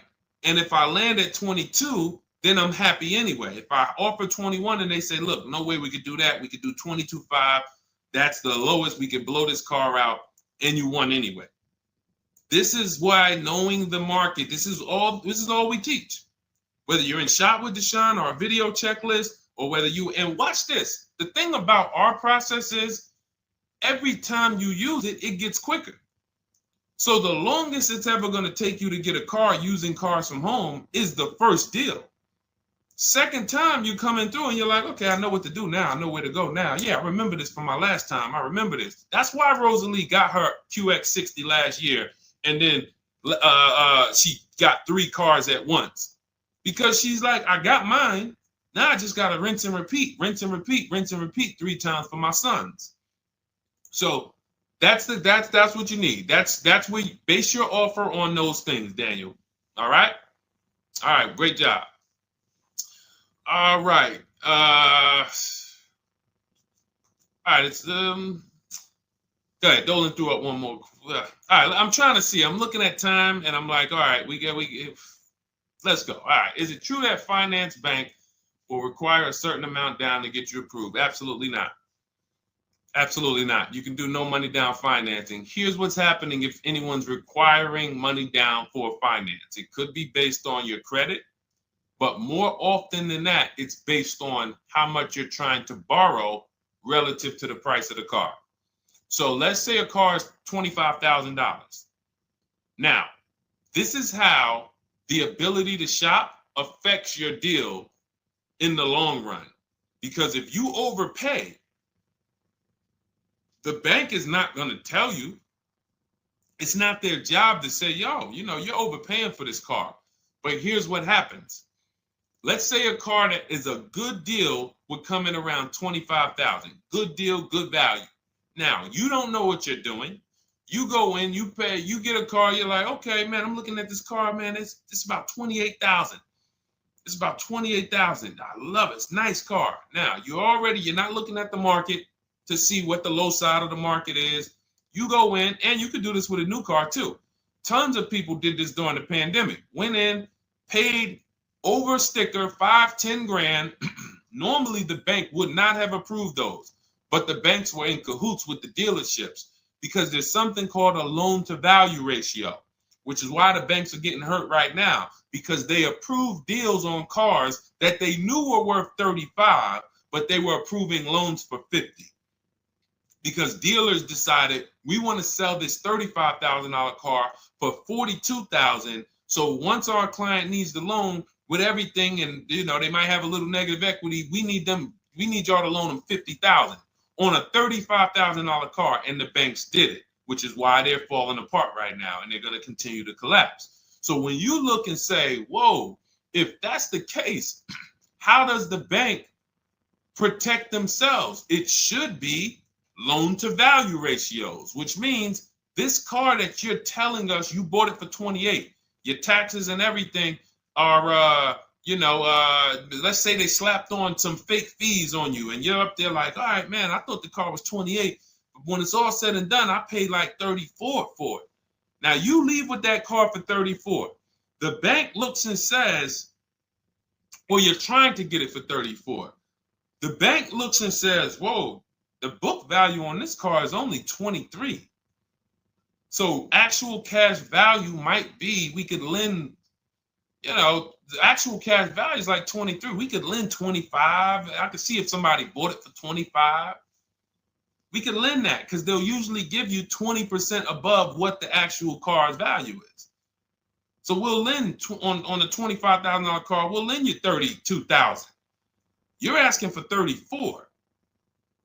That means you've overpaid by so much, the bank can't approve it unless you get them to the loan to value ratios where they're comfortable. So they're going to say, you got to put down 2,500. You got to get to, you can't borrow no more than 32,000 on this car. You need to come up with 2,500, come up with 2,000. So whenever a dealership's coming to you and say, hey, listen, the bank needs you to come up with this, they're overcharging you. And you're about to take a deal being overcharged because you're overpaying for the car and the bank is saying, we're not taking on all of that risk. That person needs to put some more money down because I know y'all trying to sell them this $23,000, $24,000 car for 33, but we ain't going to help you do that no more. Now, this also happens with negative equity. People trying to move 5-10 grand negative equity over to their new car. And now it's like, oh, wait, the bank's saying you got to put money down. Same reason. So it's two cases, lots of negative equity or you're overpaying or both. But that's a signal. All right. Again, that's why we bid out transactions. When you get multiple offers on the car you're buying and multiple offers on the car you're selling that you have negative equity on, you can see, no, y'all not pulling wool over my eyes because I know the market.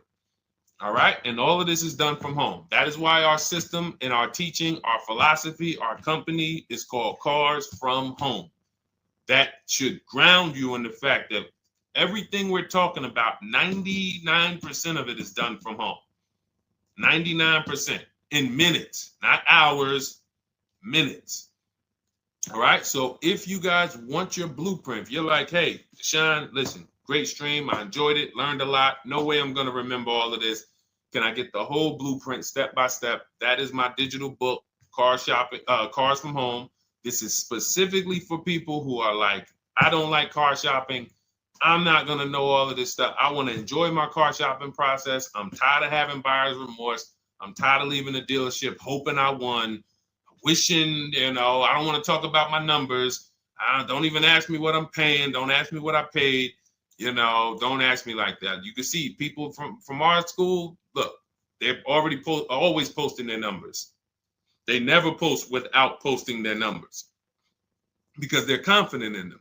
$50,000 car for Ken, $585 a month, no money down.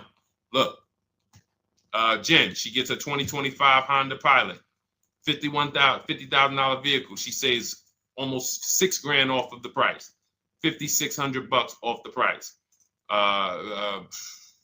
We could do this all day long.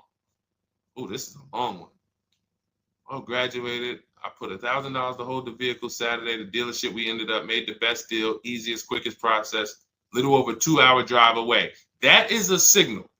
What you're going to see a lot, and y'all are going to get used to it, is driving an hour, hour and a half to go to get that car from the dealer who won the bid. Convenience costs you money. Every one of our students, our book readers who use what we teach, they are absolutely prepared to be, oh man, the dealer that won the bid, they're taking off $15,000. Man, they're 2 hours away. That's a nice drive, ain't it?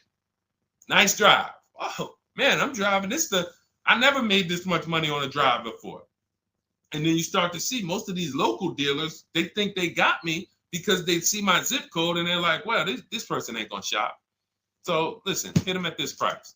They don't realize that that dealership an hour and a half away is like, hey, we got the car. Hey, we'll sell it to you for this. But they never expected you to find them because most people don't find them. So that is the Cars from Home system. It's very simple, 7-step process. I walk you through it. And in my digital book, you'll have all your questions answered because it's a step-by-step process. You literally just do one step, check it off. Next step, check it off. Next step, check it off. By the time you get to step 7, you're setting up your delivery of your car or you're going to pick it up. All right. But it's normally $97. Part of my welcome offer, 30 minutes only. You can go grab a copy for $24, 75% off, and you will have it in your inbox. Make sure as soon as you get your book, you screenshot the thank you page, has my support team's email on there, just in case the book's not in there in the next 10 minutes. Maybe you type your email wrong. Make sure you check your junk and your spam folders. But go grab your copy. You'll have everything that we teach in a step-by-step manner. You'll be able to get cars in 60 minutes, 90 minutes from home, and you'll start to enjoy the car shopping process. All right. You'll be sending me your email just like Marie and Ken and Milligan, all of these people. You'll be sending me your deals. Okay. And for those of you, you have a different learning style, you can look into, you've been seeing us sharing a lot of these Facebook posts from our group. Our Cars from Home Shop with Deshone program is video checklist instead of book checklist. So if you're like, I'd rather have some, 3 to 5 minute videos that I can watch and walk me through the steps, that's our Cars from Home Shop with Deshone program. We have our private Facebook group where you got 1,600 people that have come before you. They're always answering questions. I'm in there 4 or 5 days a week. And then we do 2 coaching calls a month, first and third Wednesday. We actually got one shortly we're going to have. And, you get hands-on guidance. So that's hands-on, and some of you might like us to totally shop for you. That's going to depend on if you qualify. I would rather teach you to fish. The only reason we created Done For You is really for the wealthy people. I don't want you paying us to go shop for you. I would rather teach you to fish. But I know there are people who your time is so valuable, whether it's the money you make per hour. I could show you how to do this in 60, 90 minutes, 2 hours, but you would still say, I'd rather you guys do that. I got money to make. I'd rather be with my family. I want to be doing other stuff. Here, I pay for services that I believe in. That's why we created Cars from Home Done For You. I would much rather all of you learn to fish so that you can do this over and over and over again. Teach your kids, teach your family, teach your cousins, teach your neighbors, so that everyone knows how to do this Cars from Home shopping process. Okay? But if you're in that category, in that class where you're like, Deshone, no, I'm that person, then you book a call with our team and see if we can help you with Cars from Home Done For You. All right, so that's our stream for today. We will be back. Lady V, I talked about the updates. I think you asked that question and then you jumped off the stream. So just watch the replay and you'll see there's new videos coming to day 5. The 25 to 5 process is being updated. So just as soon as you asked that, we talked about that for maybe about 5 minutes on here. I guess you jumped off. But yes, we'll be back tomorrow, Thursday, noon Eastern time. Meet us here with your questions, and we look forward to it. We'll be rebroadcasting this for those who didn't catch the whole show. We'll be replaying this throughout the rest of the day, and I'll see y'all tomorrow. Thank you. Thanks, D.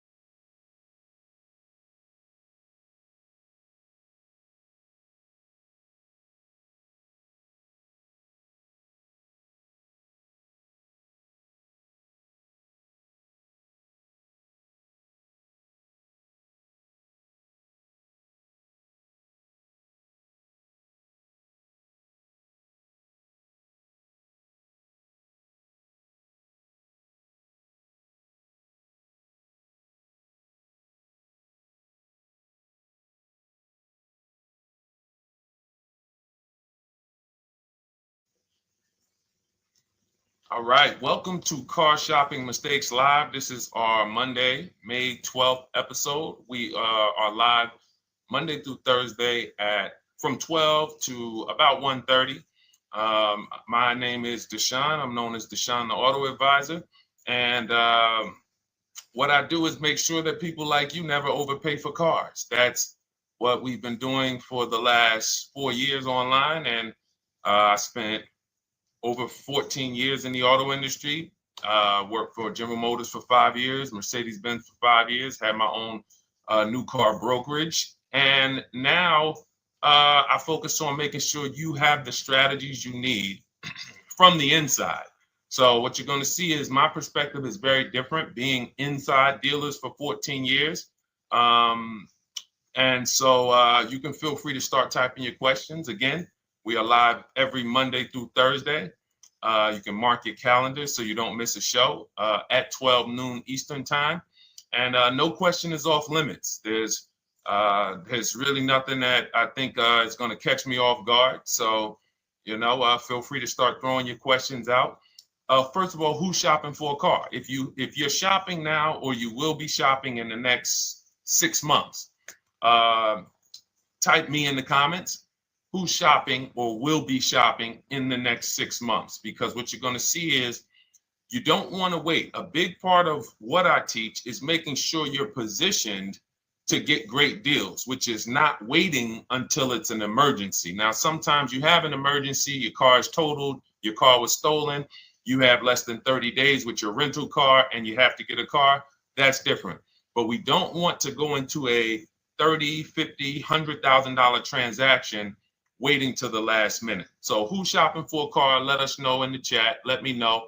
Hey, yours truly. Great to see you. Great to see you on YouTube. We are live on 4 platforms: YouTube, Instagram, Facebook, and TikTok. So I have my man Dolan, the best moderator in the world, bringing your questions in. So no matter what platform you're on, you can start typing your questions.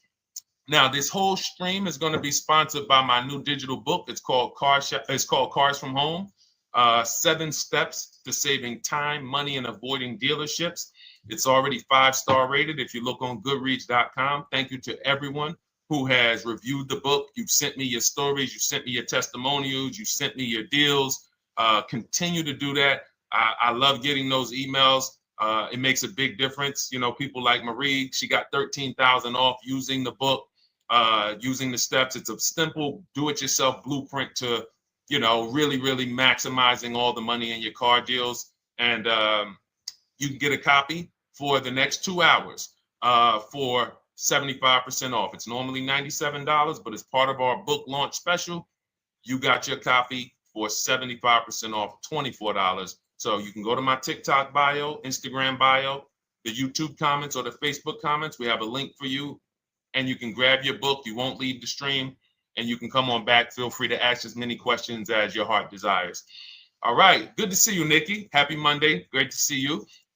All right. So, okay, Dolan, let's start bringing in the first question. I want to check in on Instagram.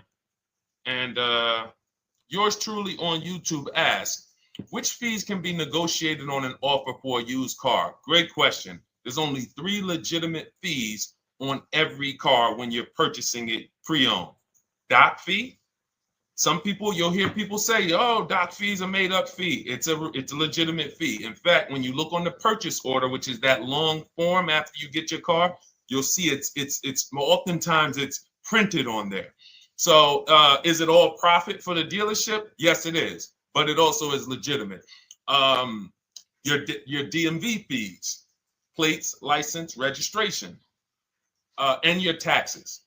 So those are the legitimate fees. Now, what are not legitimate fees? Anything that's not those 3. The prep fee, the marketing fee, the service plan, internet fee.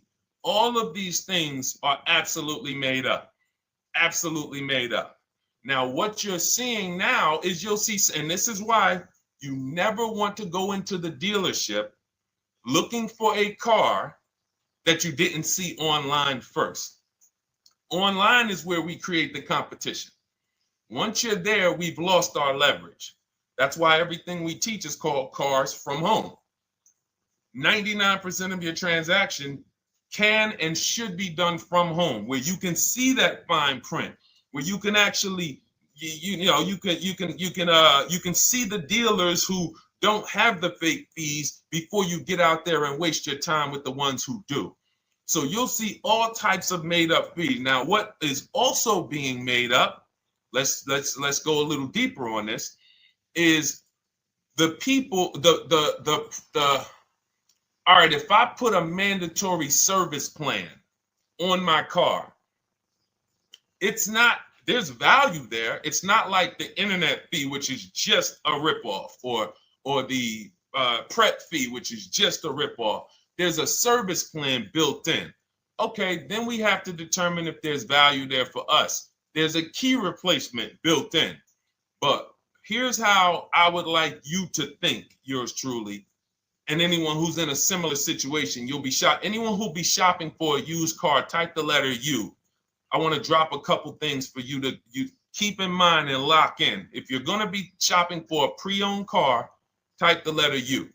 So yours truly, when we're looking at cars, what we want to do is we want to see, oh, sorry, hold on. I'm just, oh, thank you to everyone who shared this broadcast with a friend. I appreciate it. If everyone shares with one friend, we'll change the auto industry in less than a year. So you want to look at, as you're looking online, you want to be able to see the low side of the market for the car you're shopping for. So let me give you an example. Let's say you're shopping for once you have your budget, you want to try to get as new of a car as possible. If you don't see cars in that budget, go 1 year back. I always like to do 100 miles.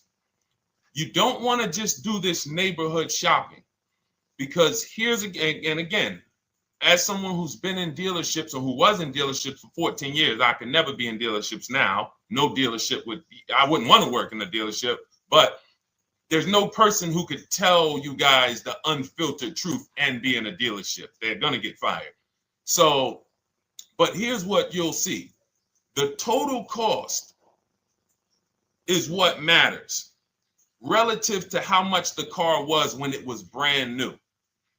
I don't want you to pay attention to what they're offering the car for, because that is a made up number based on algorithms and market. Who's ever seen somebody, sometimes you're on a website and it'll say, this car it's a fair deal, it's a good deal, it's a great deal. Who's seen that? That's based on an algorithm. It doesn't actually, it's not real value. Here's what's real value.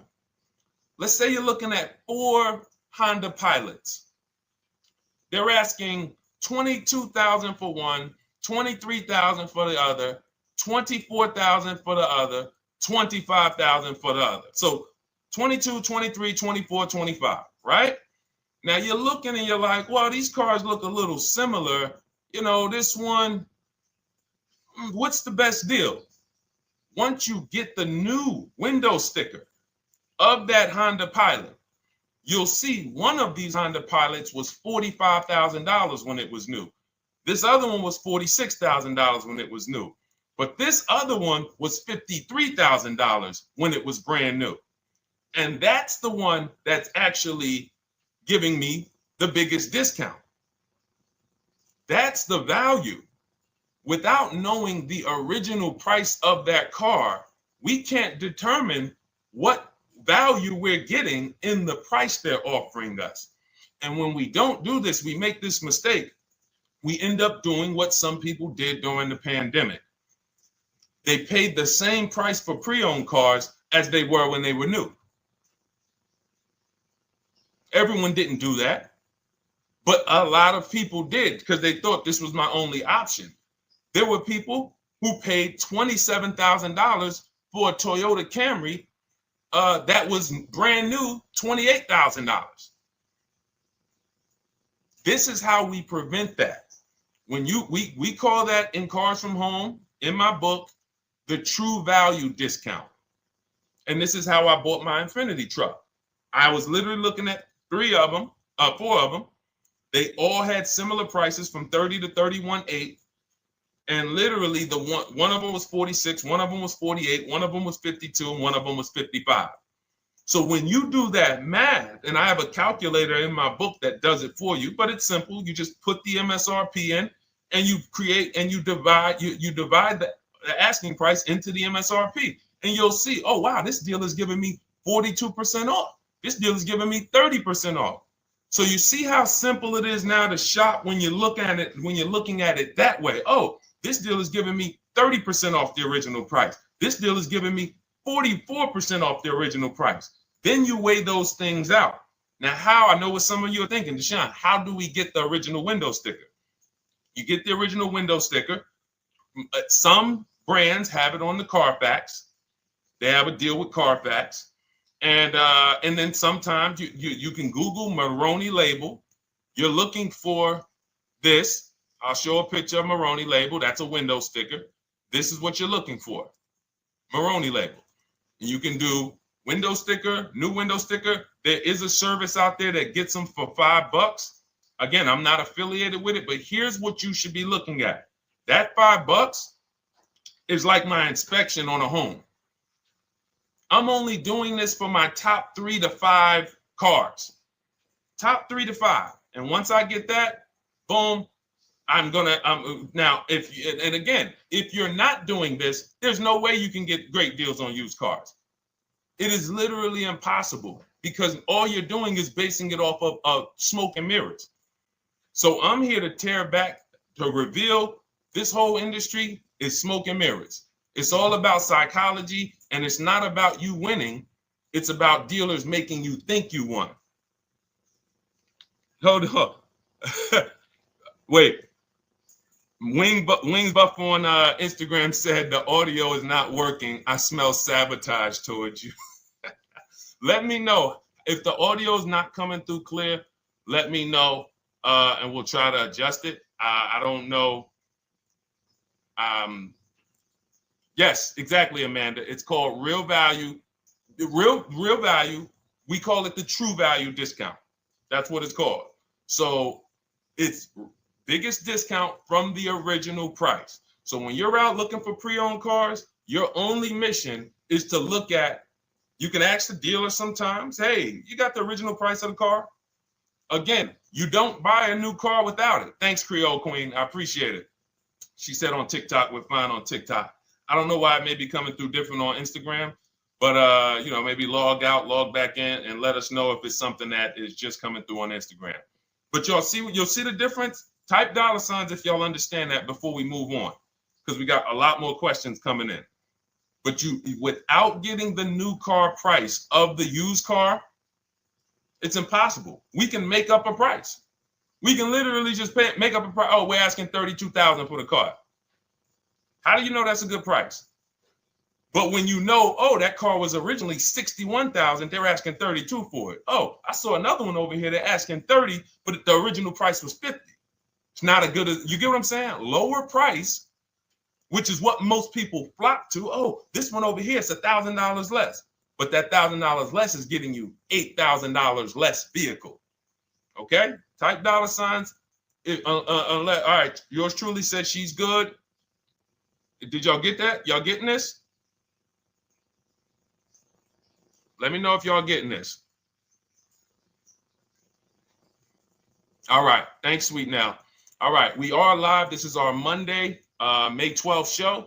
We do these shows Monday through Thursday, 12 noon to about 1:30 p.m. Eastern time. So we'll also rebroadcast the replay throughout the day. So if you couldn't catch it live, definitely catch the replay, and you'll be able to catch up on anything you missed.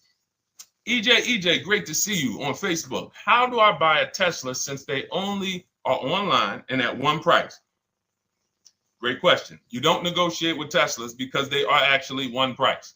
So when you look at a Tesla, you're actually looking at something none of the car dealers do, but they want to make you think they do it. One price, which means when you come into a Tesla in New Jersey, same price in California, same price in Florida, same price in North Dakota. Every other brand Every single car is individually owned and operated. Every car dealership.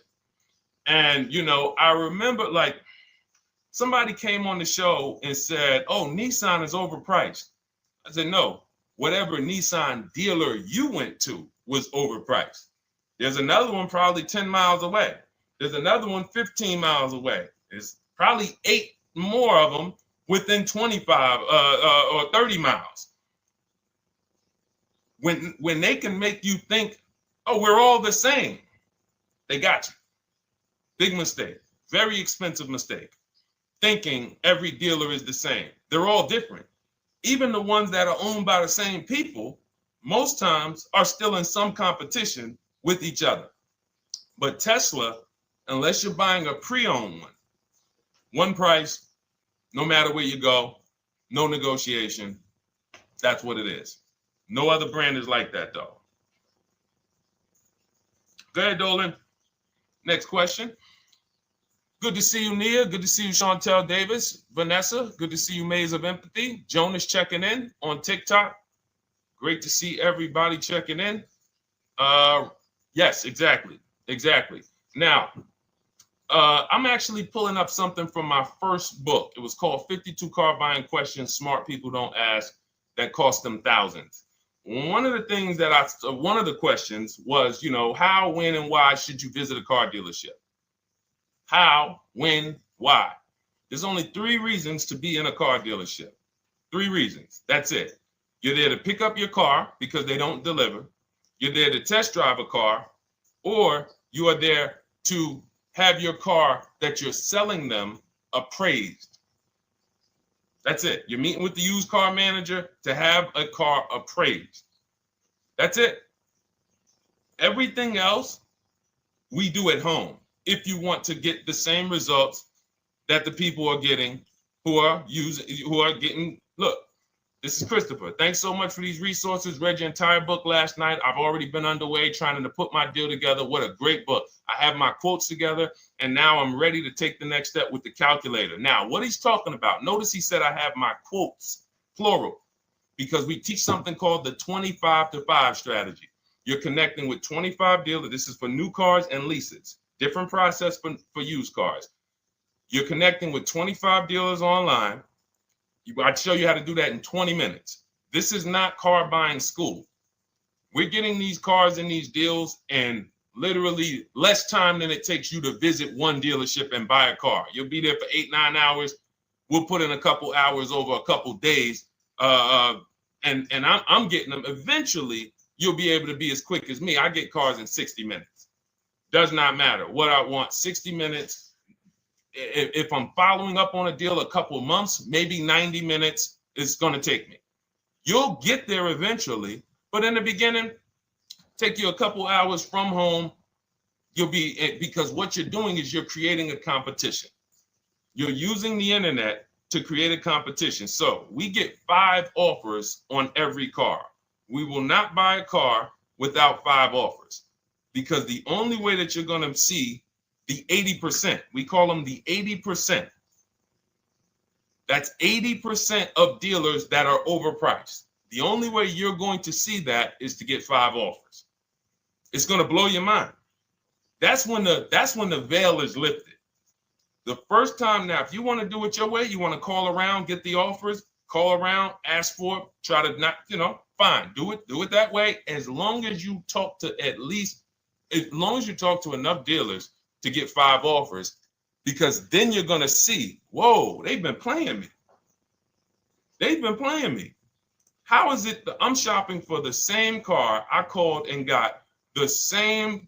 I called on this Hyundai Sonata. One dealer's telling me it's $480 a month. One dealer's telling me it's $450 a month. One dealer's telling me it's $420. One dealer's telling me it's $375. Another dealer's telling me it's $340. That's when you know you did it right. So and here's how you know you've done it right. If you don't see a $3,000 to $5,000 spread from your best offer, which we call the 20% dealers, to the worst offer, you didn't shop correctly. We have people all around the country, We've been helping people since 2021. In fact, during the pandemic, we had people really killing it because they were selling their cars for 7 grand, 12 grand more, putting that equity in their bank, doing leases, no money down. So it was a phenomenal time for people who had cars to replace and were making dealers bid to get their new cars. So doesn't matter the market. But until you actually do it, you're not going to, it's harder for you to believe it. You get what I'm saying? It's harder for you to believe, wait, you mean 8 out of 10 dealers are overpriced? 8 out of 10. That's why you must get 5 offers for you to see, wow. My highest offer is $200 a month more, and that's my local dealer. That's the dealer that's 20 minutes away, because oftentimes some of your closest dealers, when they see your zip code, they'll be like, oh, this person is not going to shop us. Let's give them this offer. It's that dealer that's 45 minutes away, an hour away, when they get your notification on their website and they're like, whoa, okay, this is a person in our competitor's market. Let's take this deal from our competitor. It's going to blow your mind. And then it'll be changed. Right now, you're just being exposed to the information. And the same thing on used cars. The best value used cars are $3,000 to $5,000 less than the highest price used cars. It's just what it is, because 80% of dealers are going to, even when they say it's their best deal. Who's had a dealer say that to them? That's our best deal. That's the best deal we can do. Listen, that's the best deal we can do. Who's had that? Raise your hand. Who's in their car buying purchase, in their shopping, has heard a dealer at any time say, hey, that's it. That's the best deal we got, right? They're not lying. They're just not going to do, they'd rather you leave and they'll sell the car to someone else. Because they're like, we're not going lower than this. But here's the thing, their competition will. That's their best offer. It's not their competition's best offer. So it's very important to understand that. Okay? All right, let's go, Dolan. Let's keep it going. Next question. Oh, good day. I'm glad you got the book, EJ. Use it. Win. Send me your success stories. Continue to just follow it step by step. Ask yourself, what step am I on? It's like a checklist. Boom, that step's done. Go to the next one. Boom, check. Go to the next one. Hey, I'm looking for a car right now. I have 7 to 10 grand. Which way should I go? Well, I mean, if that's your budget, you probably can look for, and this is not what I teach, but I do have we call this a smart car. It's not that type of smart car. The little one stands for saving money at the right time. And if I got 7 to 10, what I'm looking for, I'm on Facebook. I'm looking for something. See, and this depends on what you need. See, needs, you pay for 5 things in a car. You pay for 5 things. Remember this. Size. So anyone who's like, oh man, I need to save money. Here's what and let me actually tell you why I want you to know this. When I was in Mercedes-Benz, right? We had people come in. I remember a woman came in. She's like, okay, I got kids. I need the one with the 3 rows. All right. So she needed the one with the 3 rows. We go through it. We pick it out. Once we get her a price on it, it's way outside of her budget. Now, here's what she says. Oh, what about the one, the 2-row one? Now, my question to her, because I'm an advisor, even when I was a car salesperson, I was still, and my brand was Mr. Mercedes. So the people who are in New Jersey, I created the Mr. Mercedes brand. And I said, didn't you tell me you had kids and you needed the 3rd row? She said, oh, yeah. So I said, why are we even discussing a 2-row vehicle then? She's like, yeah, no, you're right. I'm like, this is just not the vehicle for you. And that's okay. But the worst thing you can do is to go smaller than you need on a vehicle, because now you're not gonna like the vehicle in literally the vehicle's not functional for you. So size is very important. That's why I created something called the smart sacrifices. When the budget starts to get tight, You have to know, what can I take out? So size, amenities. Amenities is, do I need the leather? Do I need the navigation? Do I need the sunroof? Do I need the big sunroof? Do I need the wheels, the fancy wheels? These are amenities.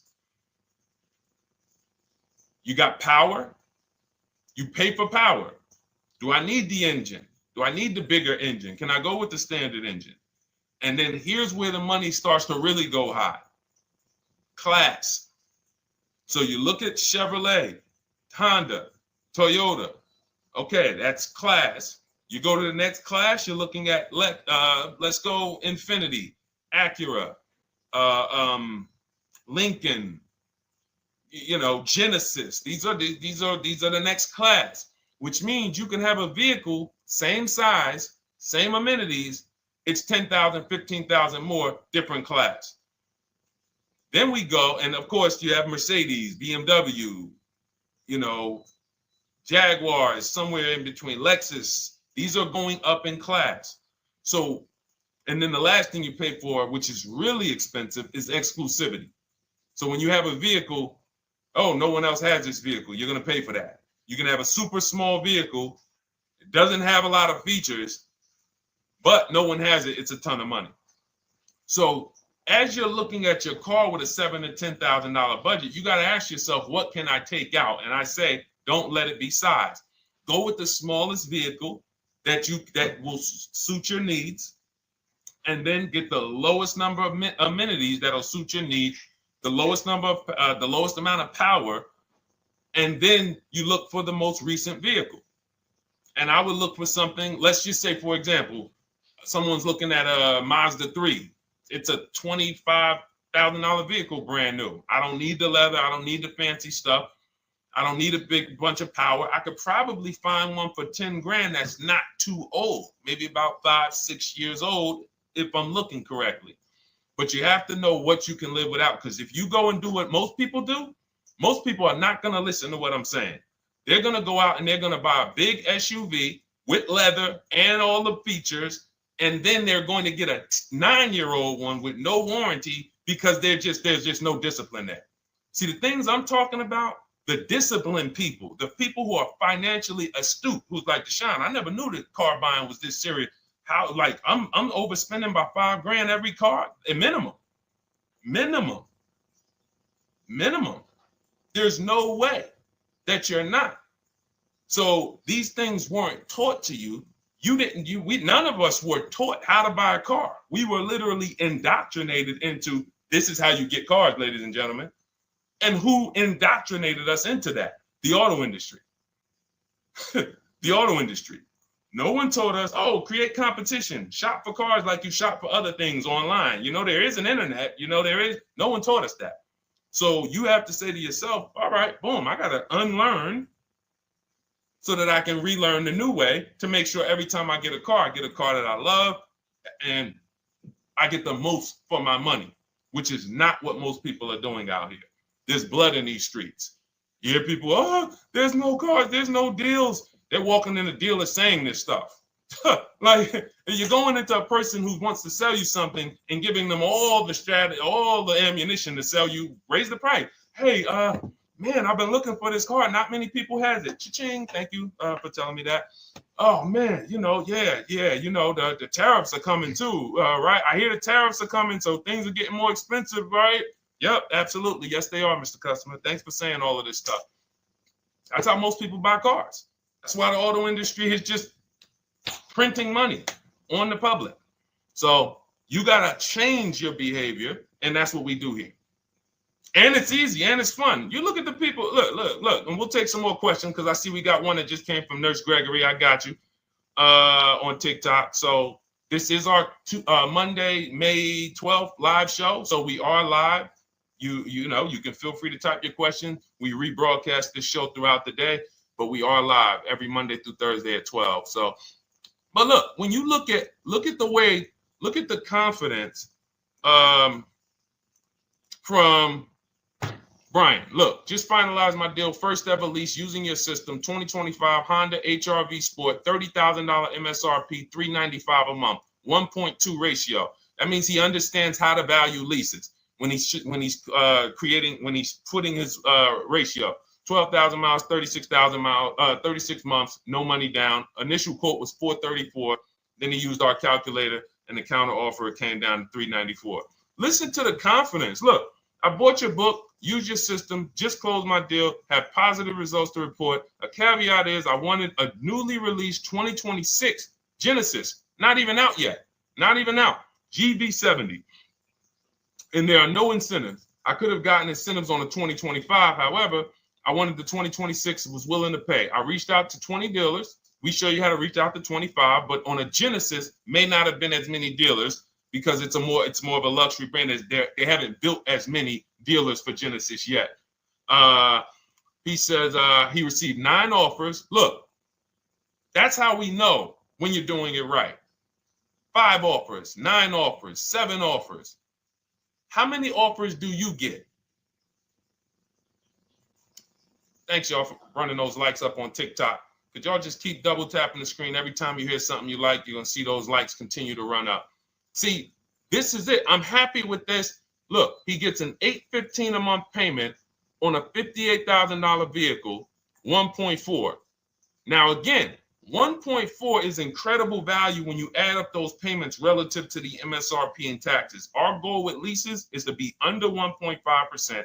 Now, I know for a fact he could have gotten about 1.2 on a 2025 Genesis because I just saw a person who's using our system get that. Phenomenal deal. But he wanted that 2026. So he gets his bids. And again, until you see the other offers that are 150, if every single time you get a car, you're not seeing $3,000 to $5,000 minimum from the car you get to the other offers that were offered to you, then you weren't shopping correctly. And again, if you want to do it yourself, you want to call around to get quotes, feel free to do that. We do this all online without talking.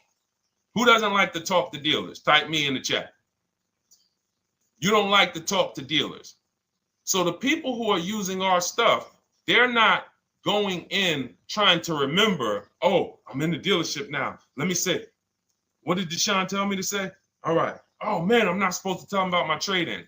That's old 2005 stuff that car dealers been on. We've been knew about that stuff, that you were holding your trade-in till the end. That's why we're going to ask you questions that you're not really ready for. Hey, Paul. Hey, good to see you, Paul. Thanks for jumping in, coming in today. The car you drove up in, whose car is that? That's what you've been driving for a couple of years? Yeah, okay, yeah, that's yours. Okay, perfect. So we are already trained to ask you questions that we're going to get the information. So the only way, I'm not training you to go in and do battle and negotiate with someone who negotiates 3 times a day, 5 days a week. When you step back, start making dealers negotiate with themselves. That's what bidding is. You're going to see, whoa, it's easier to save money from home than it ever was going into a dealership. All right. Good to see you, Jamel, on YouTube checking in. Good to see you, Paul, on Facebook checking in. We are live on Facebook, Instagram, YouTube, and TikTok. And for those who, hold on, let me see. Do I got any sharers? Who shared the broadcast? Raise your hand so far.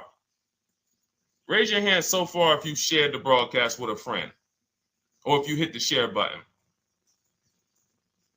Nurse Gregory? All right, Nurse Gregory, send me a DM. You got a free copy of my book. Let's see. That's it. I don't think we have any. No, if you share now, it's too late. So I wanted, let me see. Because Nurse Gregory, you have been on the show for a little minute. See, I do that stuff every now and then. I do that stuff every now and then. That's why when I ask you guys, like, to help me get this message out so we can help more people, you never know when I'm going to just say, you know what? You got a free copy of the book. So, I ask you guys to continue to share this broadcast so that we can help more people. Like, this is not about, because follow me. until most of the country is actually shopping from home, it makes our job shopping from home a little bit harder, because literally dealers know on a weekend, they come to us on Friday, hey, how many appointments we got? We got 200. 200 over the weekend. So they expect you guys to walk in. So until that goes from 200 to 100, and they're like, whoa, what's going on here? Whoa, people are not really walking in anymore. We're getting half the appointments. Oh, wait, what's going on? We only have 50 appointments. Memorial Day weekend, we got 100. We're normally at 300 appointments over a Memorial Day weekend. So until we start doing this collectively, it's hurting. It makes all of our jobs a little bit harder. So that's why I appreciate the people who share the broadcast. Yep, send me a DM. Okay, so let's go. We got more questions coming in, so pull them up, Dolan. Let's go. And this whole stream is sponsored by my new digital book. It's called Cars from Home: 7 Steps to Saving Time, Money, and Avoiding Dealerships. It's already 5-star rated. And, I'm reading a couple of the testimonials. Thank you to the people on Goodreads who reviewed that book. Thank you so much. And it's normally $97, but as part of our welcome offer, you can get yours for $24. That's 75% off. You can go to my TikTok bio. It's only for 2 hours. So once that 2-hour timer goes to zero, price does go back up to $97. So head to my TikTok bio, the Instagram bio, YouTube comments, or the Facebook comments. Grab yours for $24. Save you 75%, and just use it. It's a step-by-step blueprint checklist to dominating the car market. Okay? And someone remind me to talk about the 3 pillars of great car deals before I end the show. Please, the 3 pillars of great car deals. We got about another 45 minutes, but remind me before we end the show. If you don't operate with the 3 pillars, there's no way you can get a great car deal. And I know this sounds like bad news, but I can't get you the good news. I'm like a financial doctor. And we have financial cancer when it comes to cars. So it's not a pleasant thing, but we can get you to the other side. You're losing a ton of money. You're losing equity. You don't even know you can sell cars without the title that you haven't paid off yet. You don't know you can sell leases. All of this stuff is costing you thousands and thousands of dollars, but we can get you to the other side. Third, so nowadays, it's always better to just buy new, especially if you plan on keeping the car long term. No, absolutely not. If I'm keeping the car long term, there's something. So step 1 in our book is called the 8-year rule. It's the 8-year rule. Who's always wanted to know what's better, buying or leasing? Type me if you've always been like, Deshone, I hear about buying, I hear about leasing. When is it better? When is it better to buy? When is it better to lease? Who's had that question? We have an anchor called the 8-year rule, which answers the question. The next car you're buying, how many years are you planning to keep it? Type it in the chat. We had a bunch of people that said they'll be shopping. The next car you're going to be purchasing, how many years do you plan to keep it? Okay, Nurse Gregory, I see 5. Okay, let's get some more answers. How many years do you plan on keeping the next car you are going to purchase? 2 to 3 years, Jamel Singletary. Perfect. Good to see you, Jamel. Rain King Leo on Instagram, 2 to 4 years. Perfect. Okay. Paul on Facebook says as long as possible. You got to go with a year. See, that's the reason why. See, the longest possible, well, give me a year, a number of years, because you're going to see people be like, oh, I plan on keeping that car, and I didn't do the research to even find out that the car wouldn't last that long. So, I'm not going to buy certain cars planning to keep them as long as possible, because it says literally around 100,000 miles, I'm going to start having problems with them. So if I buy them pre-owned, then I get to 80,000 miles. I mean, car starts having, so we need years. Mel Nelson on Facebook, 9. Paul, I see you, 10. Okay, Danielle Rosario on YouTube, 5 at least. So check this out. Roashu, I'm sorry, I probably butchered your name, on Instagram, 6. All right, DJ Ant Nice on TikTok, 6. Okay, 8-year rule says If your answer to that question was 8 years or longer, you should be shopping for a purchase, new or pre-owned, depending on your budget. Now, if your answer was less than 8, then you should be shopping for a lease. Both of these things come with caveats. Below market.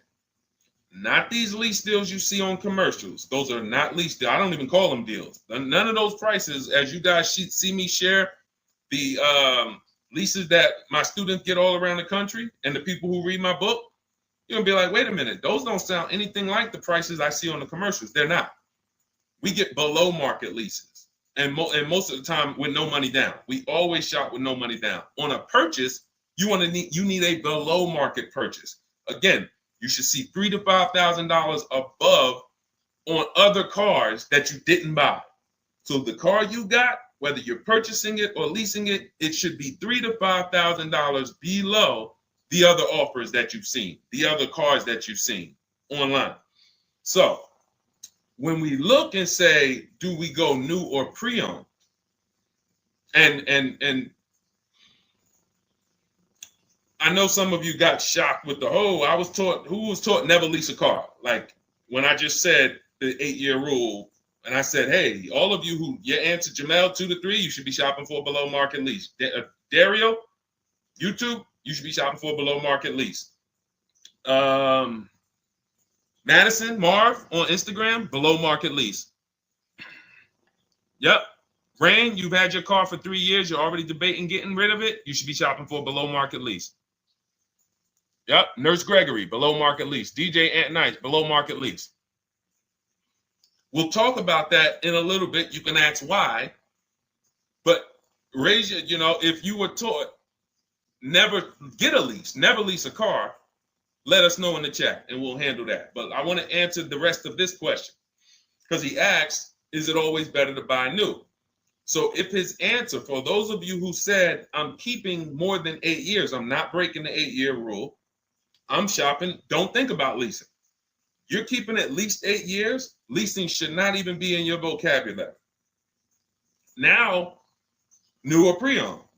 That's based on 2 things. First is budget, because you want to go over your needs and say, what do I need? Can I get everything I need in a car for my budget? New? No. Most times, you can't. So if you have a large budget and you're like, Deshone, I could actually go new or pre-owned. What should I get? Now that's a matter of your values. The values say, I've had 2 groups of people, long-term people. When I was in dealerships, some of you know I was with Mercedes for 5 years, General Motors for 5 years. I've been in the auto industry for 14 years. People would say, Deshone, man, I only get a new car. I'm like, yeah, I only get a new car every 10 years. That's why I get my new car. I'm going to treat myself. That's values. Now, some people say, well, I could afford both, but you know what? I want to knock 20, 30, 40% off the price. That's values. So it's a matter of your values. If you can afford both. But no, there's no one-size-fits-all formula. That's what got you guys in trouble. That's where you get in trouble at. Listening to people online and say, all of you should do this. All of you who's heard people say, this is the funniest thing in the world to me. Who's heard people say some teachers, car gurus who've only bought 30 cars in their life, they think they're a guru. Who's heard them say, never buy a new car? No one should ever buy a new car ever. Who's heard that? Who's heard that? Who's heard that? I'm going to tell y'all how funny this is and how bad this advice is. And one day, I would love to be on a panel with like people who talk cars. All I need is 10 minutes. We're gonna rip them from leasing down to everything. So everyone should buy a used car, right? Oh, wait, I don't want to talk about your dad though. Miss you dad. She said I heard it from my dad. All right, but your dad probably is not saying everyone should buy used cars. There are people who say, all right, Paul, you've heard it. All right, Rain King Leo, you've heard it. So let me ask you a question. If we ask some of these people who swear, hey, none of you should ever buy, and they talk to millions of people, and they preach this, no one should ever buy a used car. So here's the question. how do the cars become used? If no one should buy a pre-owned car, if no one should buy a new car, rather, how do the cars become used? So let's just say you could snap your fingers. So if you had it your way, no one would buy a used car. No one would ever buy a used car, ever. So you snap your fingers, that would be your wish, right? Yes, exactly. So how do the cars become used then? So if something that you're suggesting could not get 100% market penetration, it's not a good idea. It's not realistic. There are people who should be leasing new cars below market. When you lease a car, you get a brand new car that year, 2025, all the latest and greatest. You're the first driver, unless you get a demo, which has maybe, it's a couple months old, within a couple thousand miles. But other than that, it's a new car. That's what you're leasing. Got to get multiple offers or they're going to overcharge you. You'll go in, you try to go in and, hey, work me up a lease deal. You'll be like, whoa, this doesn't sound like what Deshone said those leases. But that's got to say, because we don't go into dealerships to get lease prices. We stay at home and get multiple prices from home. You're walking into an 80% dealer. But yes, that's the difference. So the 8-year rule is to be your anchor for when I should actually be buying or leasing. And then once you go and say, I'm buying because I'm keeping 8 years, then you let your budget dictate whether you're going to shop new or used. And then you if you could afford both, it's a matter of your values. You want to treat yourself to a new car because you can afford it, make sure you get a below market deal, multiple offers, or do I want to get a pre-owned car so I can knock 20, 30, 40% off the price? Okay. All of this is in my digital book, Cars from Home, 7 Steps to Saving Time, Money, and Avoiding Dealerships. You can get your copy for 75% off for the next 2 hours. That's our welcome offer. And you'll have everything I teach about how to get below market leases, below market purchases, below market bank bidding wars. We created something called the bank bidding war. For those of you who are going to need a loan, where do you get your loan from? Some of you say the dealer. Some of you say, oh, I get it from my credit union. Some of you say, oh, I get it from my bank. This needs to be a bid, because whenever you're doing it like that, you don't know. How do you know for sure that that was the best interest rate you could have got? 2 points on a loan could be $2,000. 2 points. So if somebody said, oh, I'm paying 6.9, but you could have got 4.9, literally thousands of dollars. So, and again, that goes into the 3 pillars of great car deals. We haven't discussed that yet. We'll do that before the end of the show. All right, let's go. More. Oh, by the way, for those of you who I didn't finish the sentence, you want your copy at 75% off instead of the $97, which is the normal price. You get it for $24. Head to my TikTok bio. There's a link there. Click it, and then head to my Instagram bio. There's a link there, and then we have a comment in the Facebook and YouTube comments for you to grab your copy for 75% off. Once it's 2 hours expires, goes back up to $97, and it's still worth every penny, because as you can see, Marie used it and she saved $13,000. So what's her return on the investment of $24? Just wanted to reach out, say thank you. Using your guide, which is the book, I saved over $13,000 off MSRP, got my payment to be hundreds lower per month and maintenance included, no money down. Just wanted to say thank you. Keep sending me these emails, y'all. I love bringing these emails onto the show. Like, our world, that what we do with these cars it's a whole different world. Like, that's a great show, but it's also our life. Like, different, it's a different world. We operate in a different world. I got a lot of books on my shelf here. I cannot tell you books that actually give me ROI like Cars from Home. Like, she bought a $24 book. Even she might have got it for $97. And she saved $13,000 on one transaction. What about her? What about her significant other, if she has one? What about her children? What about her family and her household? What about when her mom or dad needs a car? It's endless ROI for one investment. Okay? So shout out to everybody that got their copy. Please keep sending me your emails. I love getting them. Let's go, Dolan. Next question. Awesome, DJ and Nice. You're gonna love it. Like, let me just say this one thing. Keep Dario's Dario from YouTube, keep his question up. But I want to say this to you, DJ and Nice. My niece, she's 20. Some of you heard me talk about her on earlier streams. She told me, listen, Uncle, when she asked me, what should I do? I said, I knew she's not keeping the car 8 years. I asked her because there are some young people who just are not into cars. Like they will literally drive one car long term, but typically in your 20s, things are changing, jobs are changing, families changing. Your needs for the car may change. So I'm like, listen, 8-year rules.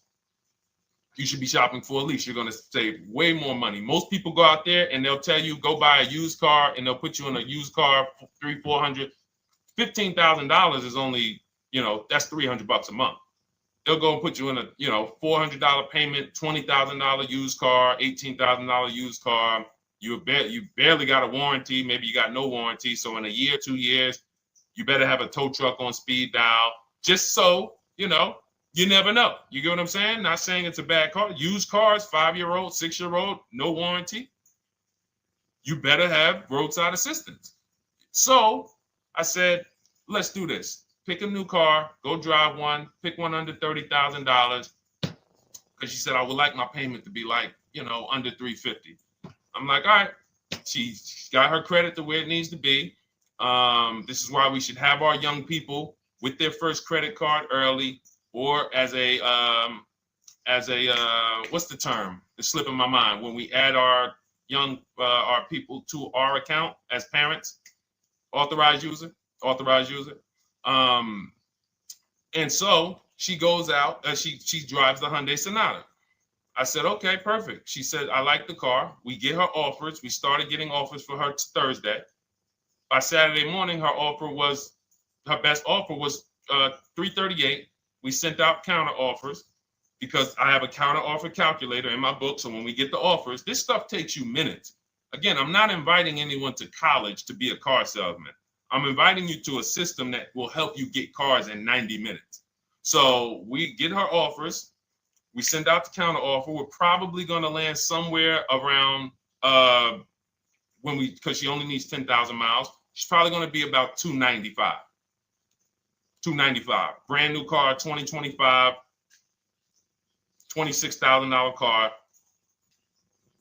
And so compare that. You get what I'm saying? So when you say DJ, and that was my experience. When I worked for General Motors, I went and leased my Pontiac. My boss is the one who showed me how to do it. I didn't even understand leasing. I was 22.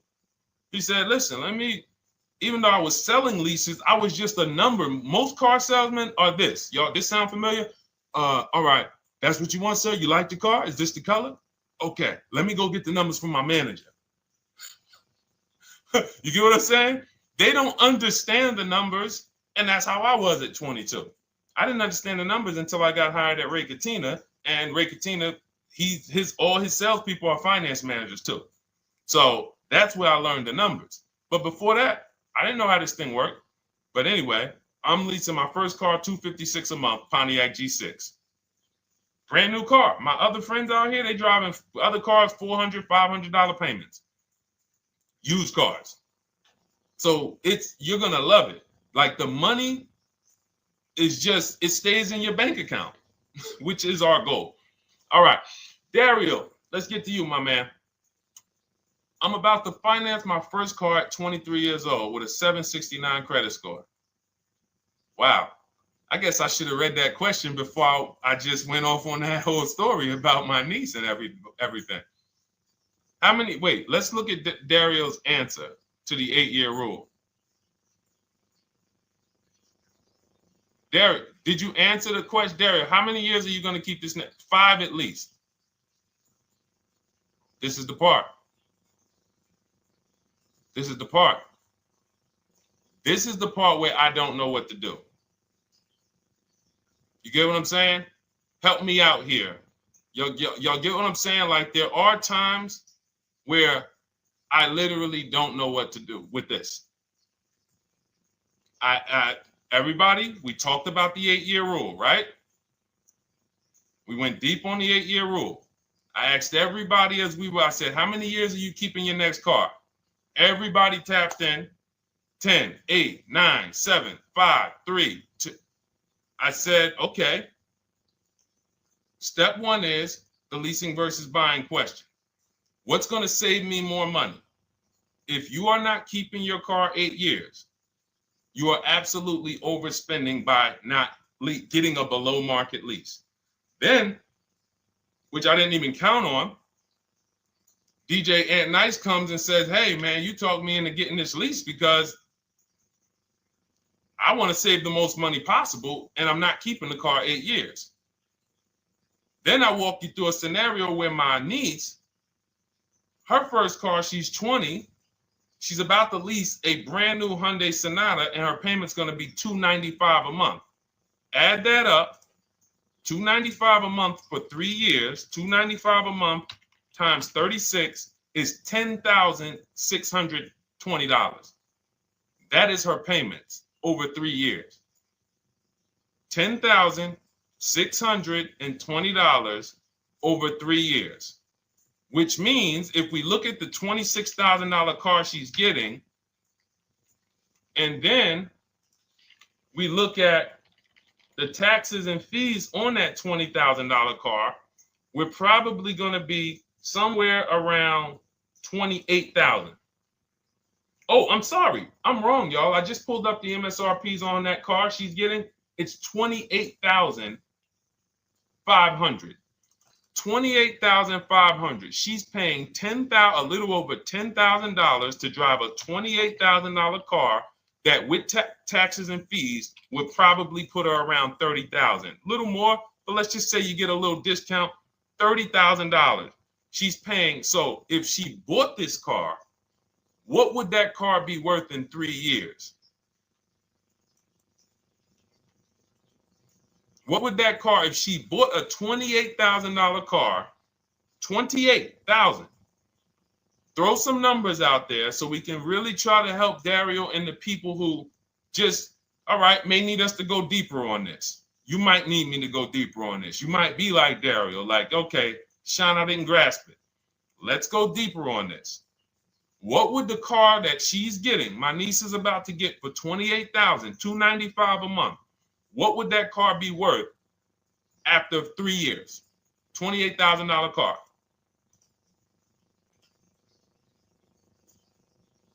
KJ Wonder, it's in the bio. Just click that link in the bio and you'll see a link that says $24 welcome special. Go grab it and come on back to the stream.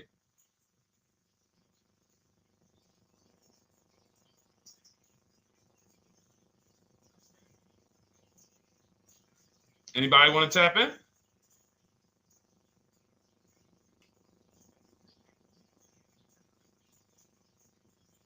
Thank you, DJ and Nice.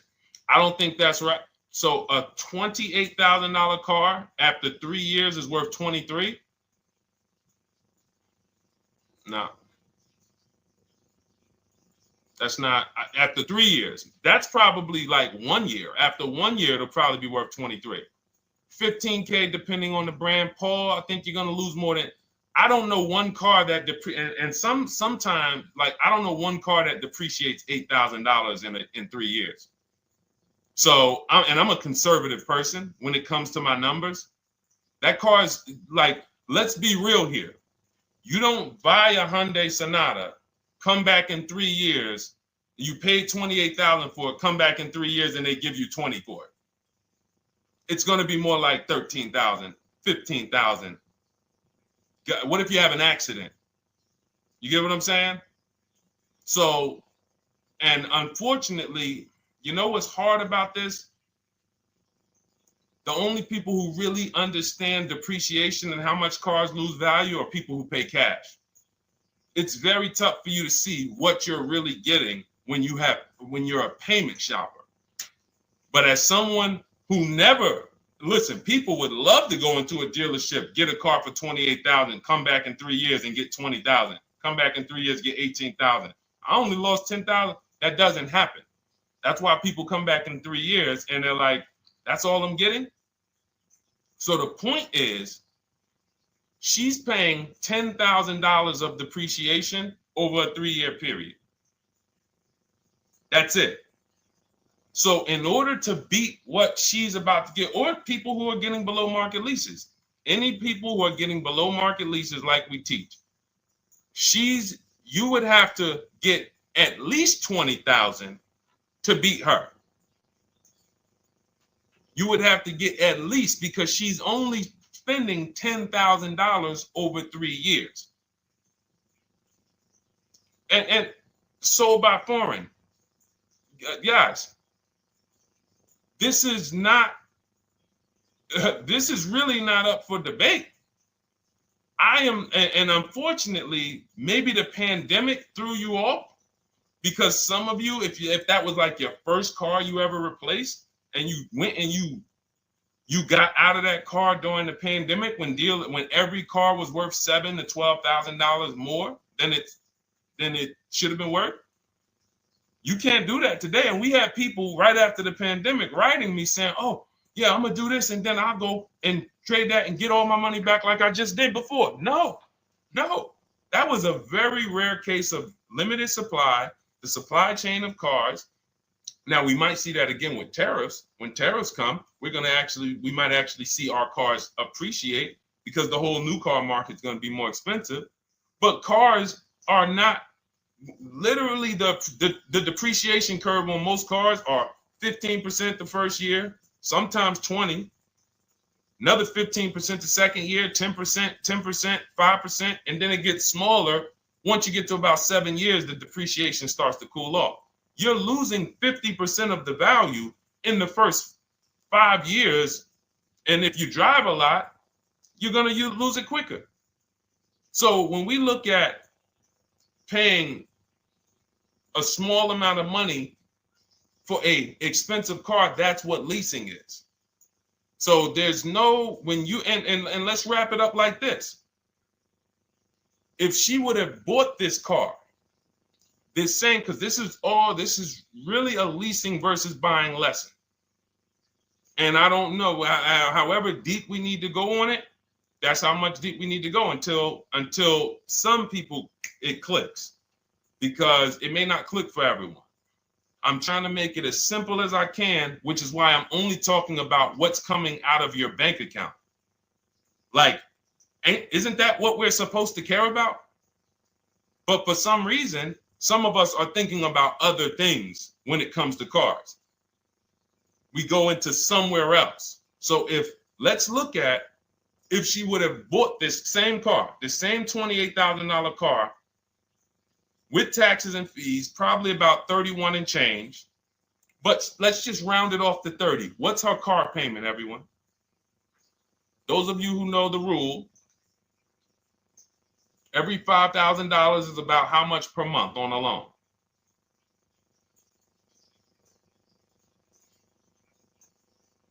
Every $5,000 is about how much on a loan?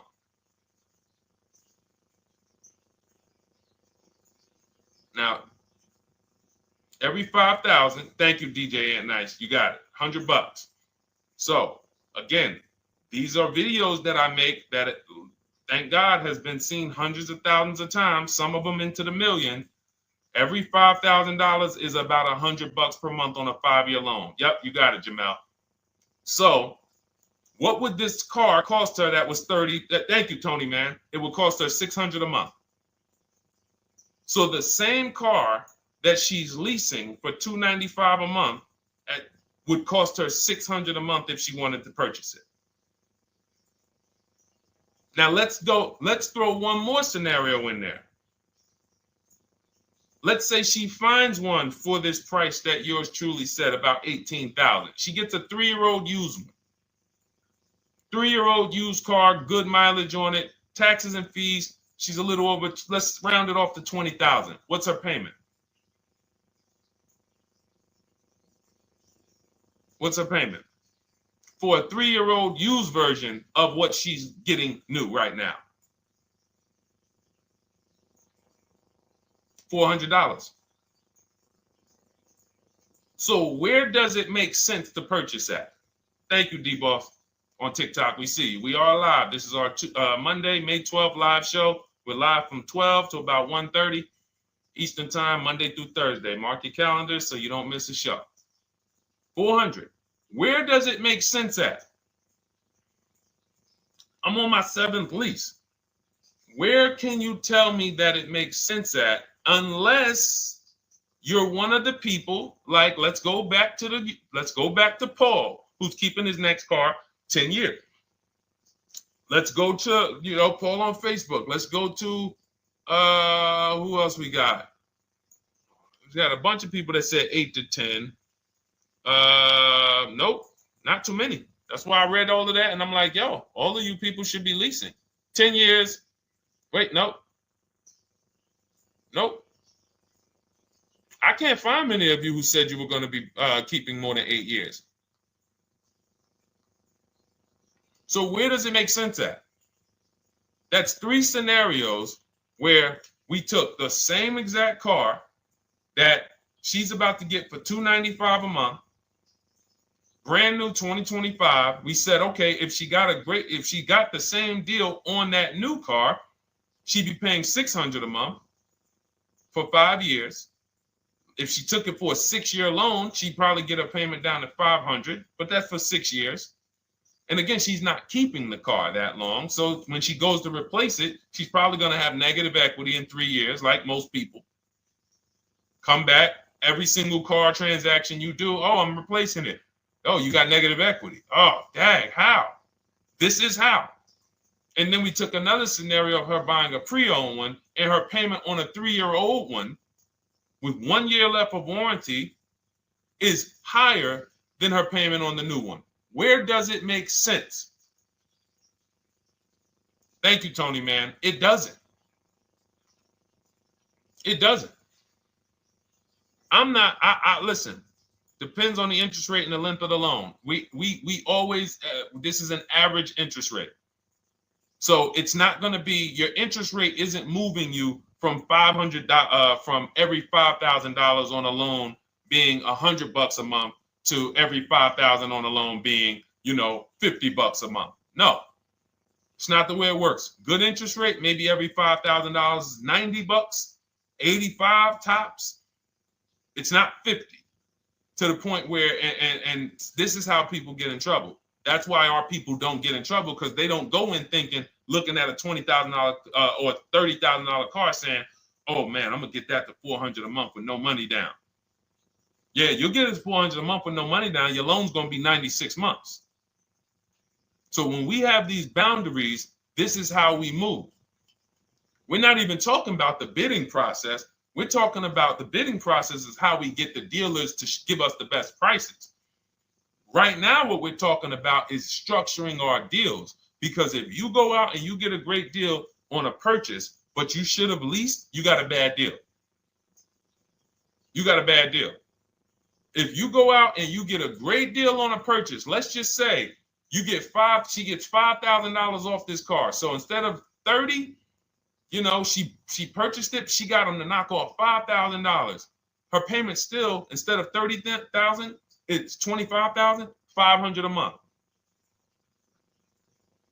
Thank you, Just Enjoy, appreciate it. It's fine. So a great deal on a purchase, when you are not keeping the car 8 years, is a bad deal, because it cannot compare to if you had gotten a below market lease. It just doesn't compare. That's why I'm showing you these numbers. I'm a math person. I was in calculus as a junior. I love math. And my goal is to try to make the math simple by just showing y'all, hey, here's 3 scenarios: new car, used car, lease. Here are the numbers: $600 a month, $400 a month for the used car, $295 a month for the lease. But we say we want to save money. We say, oh man, things are getting more expensive. Money's important. But we're still letting old mindsets make us do things that don't serve us, because we were taught that, even though it makes no financial sense. So the hardest thing that I have to do is get you to unlearn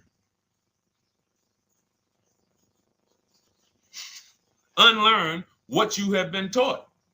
That's why I represent this brand, because I realize I can't do anything for you until you get rid of the bad stuff that you picked up.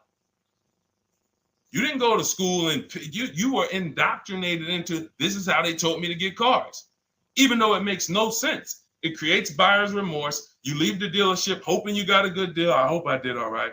You wouldn't bet a dime on it. If somebody came up to you, hey, would you bet money that you really didn't get a good deal? You would be like, oh no, I wouldn't take that bet. I don't. No, you have no confidence, no guarantees, nothing. And this is what people are still staying in. So when we talk, we're inviting you to the new way. We call it, this is the new way.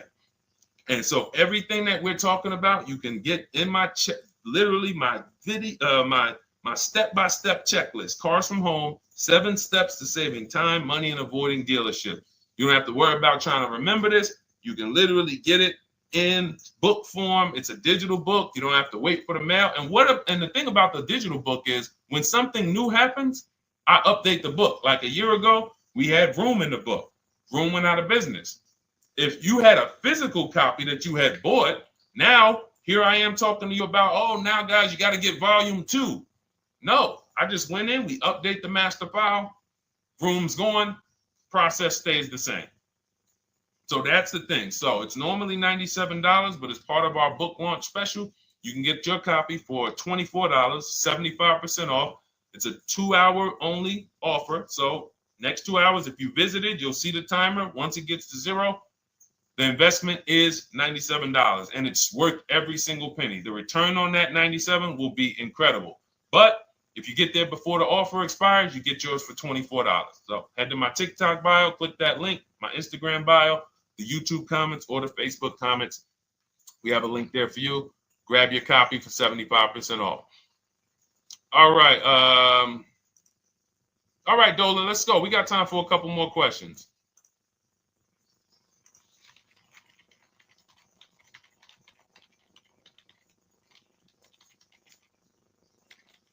Okay, I'm shopping for a 2018 to 2019 Platinum Escalade.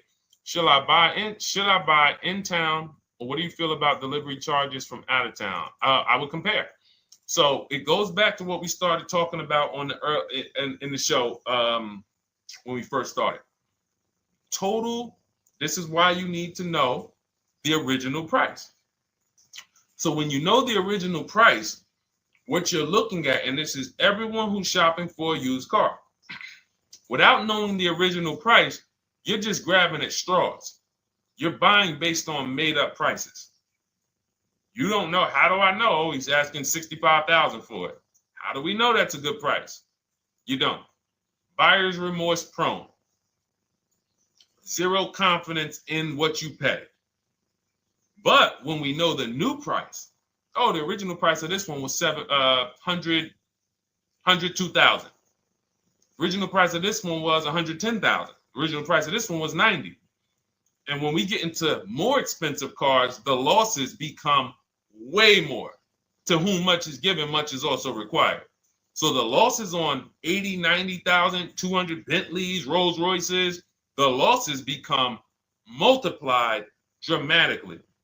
So if we knew, okay, this one was originally $102,000, they're offering this for $60,000. Oh man, they're giving me, 50, they're giving me 45% off. Oh man, this one right here was originally $90,000, but they're offering it to me for, $64,000. Well, they're only giving me 30% off.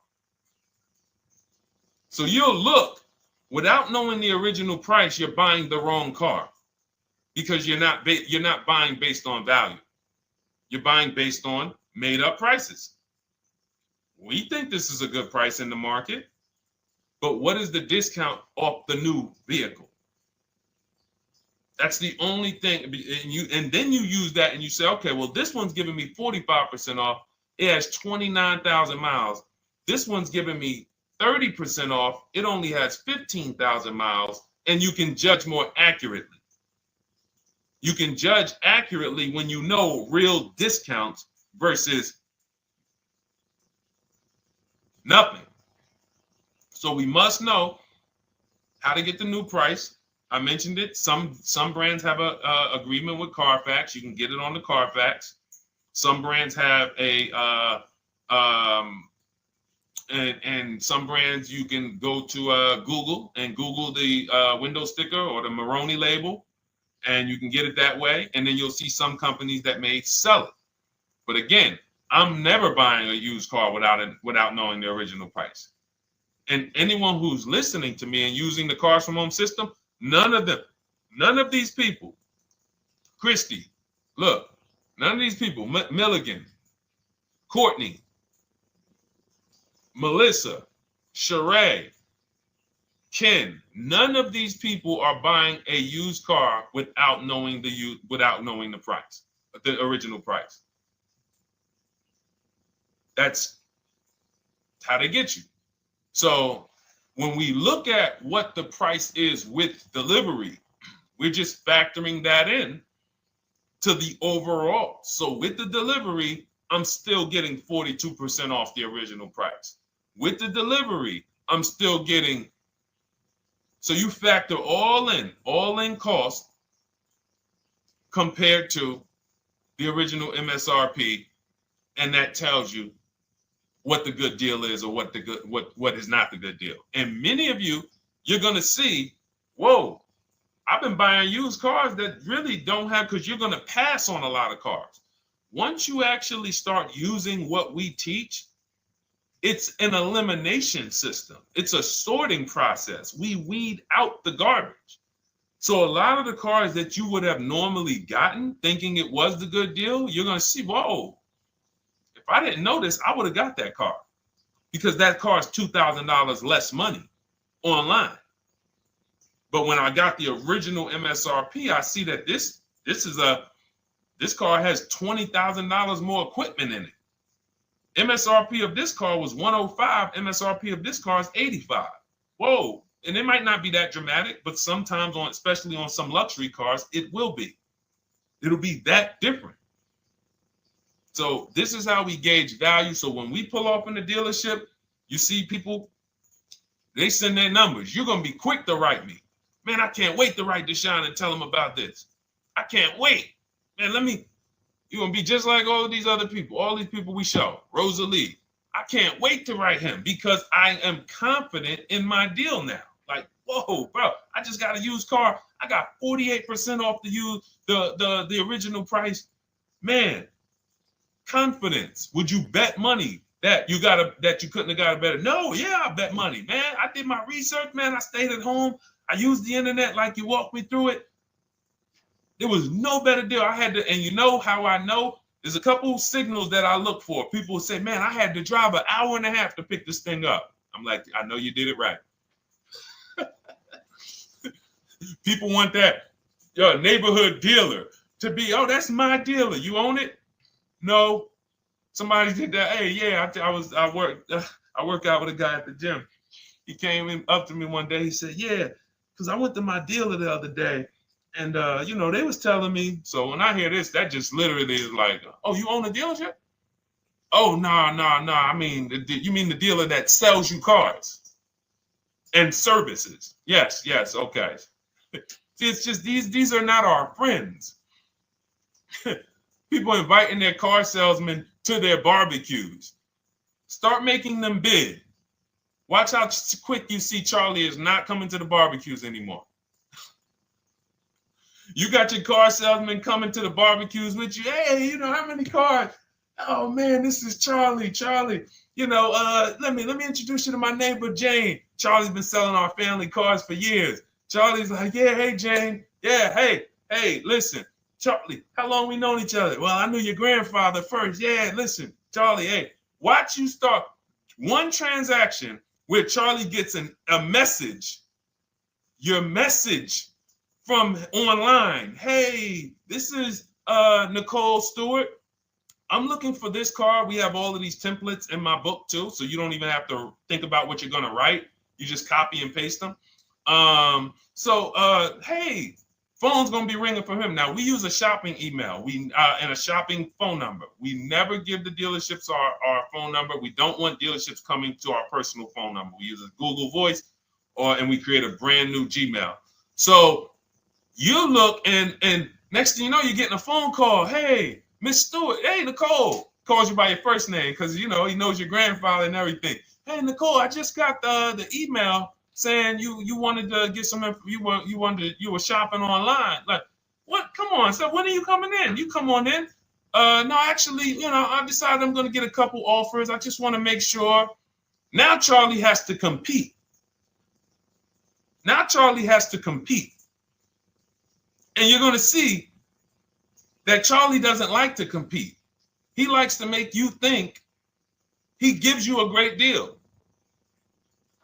And what you're going to see is Charlie's not going to win that battle all the time. Now, sometimes they'll go to bat and say, listen, I just got to do. But if he works for an 80% dealer, they're not going to let him go low enough to sell the car to you and win the bid. They're not going to let it happen. He can't do it. And then Charlie, that'll be the last barbecue that Charlie came to. Last barbecue. Oh, man. So, wait a minute. Molly, pull up Molly on Facebook's comment. Dolan, she just commented. We are live, y'all. This is our Monday, May 12th show. We do these shows from Monday through Thursday, 12 noon to about 1:30. So make sure you set your calendars and tell your friends and family, because they're out there shopping right now and they're getting their heads chopped off. I hope YouTube doesn't censor me for that, but they are. And if we were to look at their car deals compared to what our people are paying, you would be like, yo, they got. So pull up Molly's comment, please. Okay, there we go. After listening to you, okay, I got called in for another option of SUV I ordered, and boom, they had over $6,840 in options. Ceramic coating, tint, theft protection, yet they kept going down on the price but never removed it. I left. See, and this is, so there's two. One thing you did wise was to not take the deal. What I want you to get to is the point where people can no longer waste your time. When you get to a point, see, with all of you using the Cars from Home system in my digital book, it's impossible to have anyone waste your time. Because when they waste your time, they actually still feel like they won. I'm going to tell you why. We're going to sell this car to someone else, and you still need a car. So that's why that's a reason why who's heard wait till the end, this bad negotiating advice, wait till the end to tell them you have a trade. They know that they literally will do this whole negotiation. You've been in there for 3 hours, 4 hours. Now you spring your trade in on them, and they know, well, we don't have to give her what she wants. We don't have to give her $16,000. Yeah, offer her 14. Offer her 14. Because she's been in here negotiating back and forth. We already dropped our price a little bit. We still got profit we're making, but listen, let's try to make some of that back on the trade-in. All right, offer her 14. Now you've been in here and you're like, no, wait, I know I could get 16 for it. Listen, the car's worth 14. I mean, listen, if you could get 16, God bless. Now they're in a position of strength, because if you walk away, you still need a car. You've wasted hours of your time. And if you take the deal, they won. So it's like some people be like, man, because that's what they're thinking about. You know how many people say, Dad, all right, I know I feel like I could get 16, but do I really want to go through this all over again? All right, let's just do the deal. Lost. Didn't get the money for their trade-in, have no idea if they're getting a good price on the new car. They haven't gotten other offers. That's the car business. That's what 95% of people do. That's the car business. Leave thousands on the table. And now we can talk about the 3 pillars of great car deals, because that actually ties into what we're talking about here. Thank you, Nicole. Thank you. Helping out the community. Listen, I help everybody willing to listen. I have the benefit of actually teaching something that is so effective. I get hundreds of people that write me and send me deals and get results. So I have a real-time gauge on how we're doing. Real time. Versus somebody who sells stuff, but they don't really care about the result. So you'll buy stuff and you're like, whoa, this is not the result I thought I was going to get.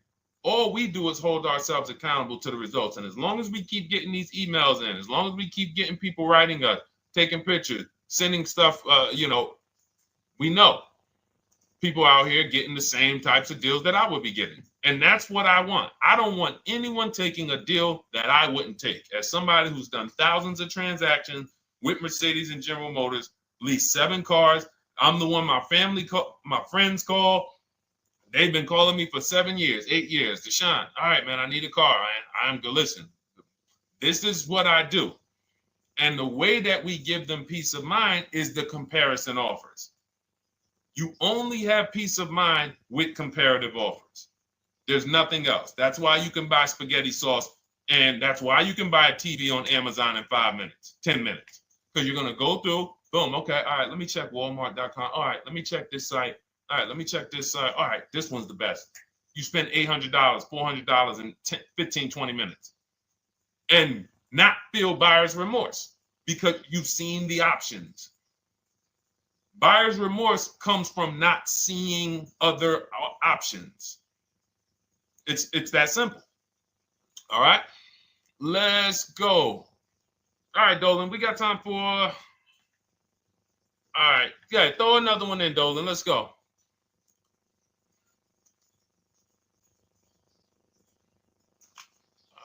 right. Okay, 2015 Mercedes-Benz C-Class C300. Hey, wait a minute. R. Hunter Photography. Just got the book, and I'm looking forward to reading it. Congratulations. Everyone who got your book, just type book in the comment section. I just want to give you a shout out. Thank you so much for those. If you have the book or if you just got the book, just type book. Thank you so much, R. Hunter Photography. Appreciate you. Make sure you send me your success story. That's what I care, whether you buy, lease, or purchase. Even when you use the bank bidding war, show me, hey, yo, this bank was at this interest rate. This bank was at this interest rate. And then the dealer got me this. Write me all of that stuff. I love hearing all of that. Michael, good to see you. Michael McLaurin on TikTok. Thank you so much. Use it and win. Use it and win. I want that book to return to you $5,000 to $10,000 per deal. So every single time you do a car deal, that book should be returning to you $5,000 to $10,000 per deal. All right, 2015 Mercedes C-Class, 85,000 miles. What are you thinking? See, there's nothing there. You get what I'm saying? There's nothing there. You have nothing to compare it to. Now, here's the thing. We teach something in the book called, and we still got to go to the 3 pillars of great car deals again. But there's nothing, we teach something, there's no boundaries in car buying. There haven't been no boundaries. For example, let's talk about the most expensive purchase most people make. Now, in this case, sometimes it's people's cars because people aren't buying houses as much as they used to.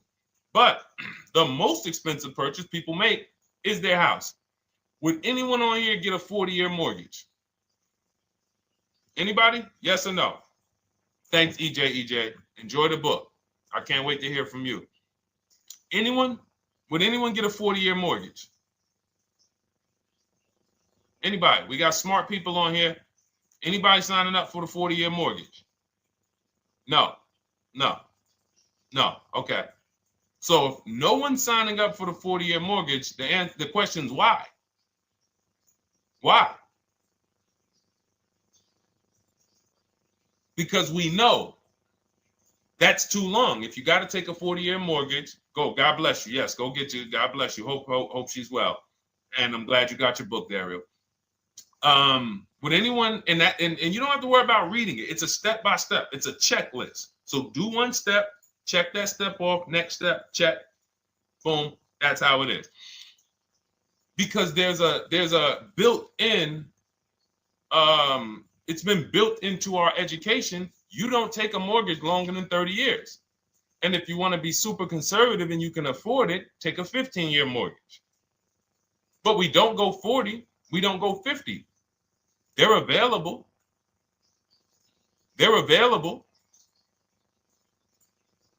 That's the same thing with 8-year car loans, 7-year car loans. And when we look at, so we have something called the rule of 72, which is 6 years, and the 10th birthday.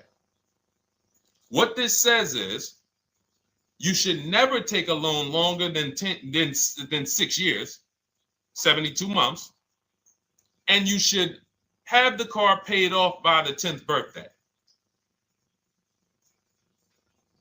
Now, why? Because when I was in Mercedes, people who would come out is two people who hate, this is actually the same person. They hate Mercedes. They hate BMW. Why? Because they had an older one, no warranty, and they could not afford the maintenance and the repairs on top of the money they were paying for it. They hate it. You ever hear people say, oh, never buy that, man. I had one of those. It was a money pit. It was a money pit because you bought one that you wanted to shoehorn your way into the car. You couldn't afford the one that had the warranty, 3 years, 4 years old, buy an extended warranty, keep it 8, 9, 10 years, pay the car off in 5 or 6, and then you have, a couple years with no payment. You still have money to the side for your maintenance and your repairs when things go wrong. No, you bought one right from the start with no warranty because you wanted to be in a Mercedes. And they come out crying. You could just see it welling up in their eyes. We know, we've seen it too many times. That's a brand that people without any affordability index, they're going to buy cars that they cannot afford because they can afford the payment. And the saying is, if you can't afford to maintain it and repair it, you can't afford the car. So we never want a car that has a loan on it past the 10th birthday. That's an affordability gauge. That means I'm looking at a 6-year-old car. Car is 6 years old. 4-year loan. The amount of the number of years on the car, and this is in my book. Nothing I'm telling y'all is me coming off the top of my head or off the fly. I'm teaching you out of my book. That's what these shows are. I'm literally, when you are reading the book, I remember Deshone talking about this on the stream. Oh, I remember Deshone said this on the show. Everything I'm teaching you on the show is my book. So you can understand. I'm not winging any of this stuff. But when you look at the rule of 72 on the 10th birthday, it says the age of the car and the number of years on the loan should not go past 10. So if you're looking at a 5-year-old car, that already says my budget can only afford 5 years old. Like I can't get 4 years, 3 years old, which means I need a 5-year loan. If I'm looking at a 4-year-old car, I could do a 10-year loan. I mean a 6-year loan, because that's under 10. If I'm looking at a 3-year-old car, I can do a 6-year loan. 2-year-old car, 6-year loan.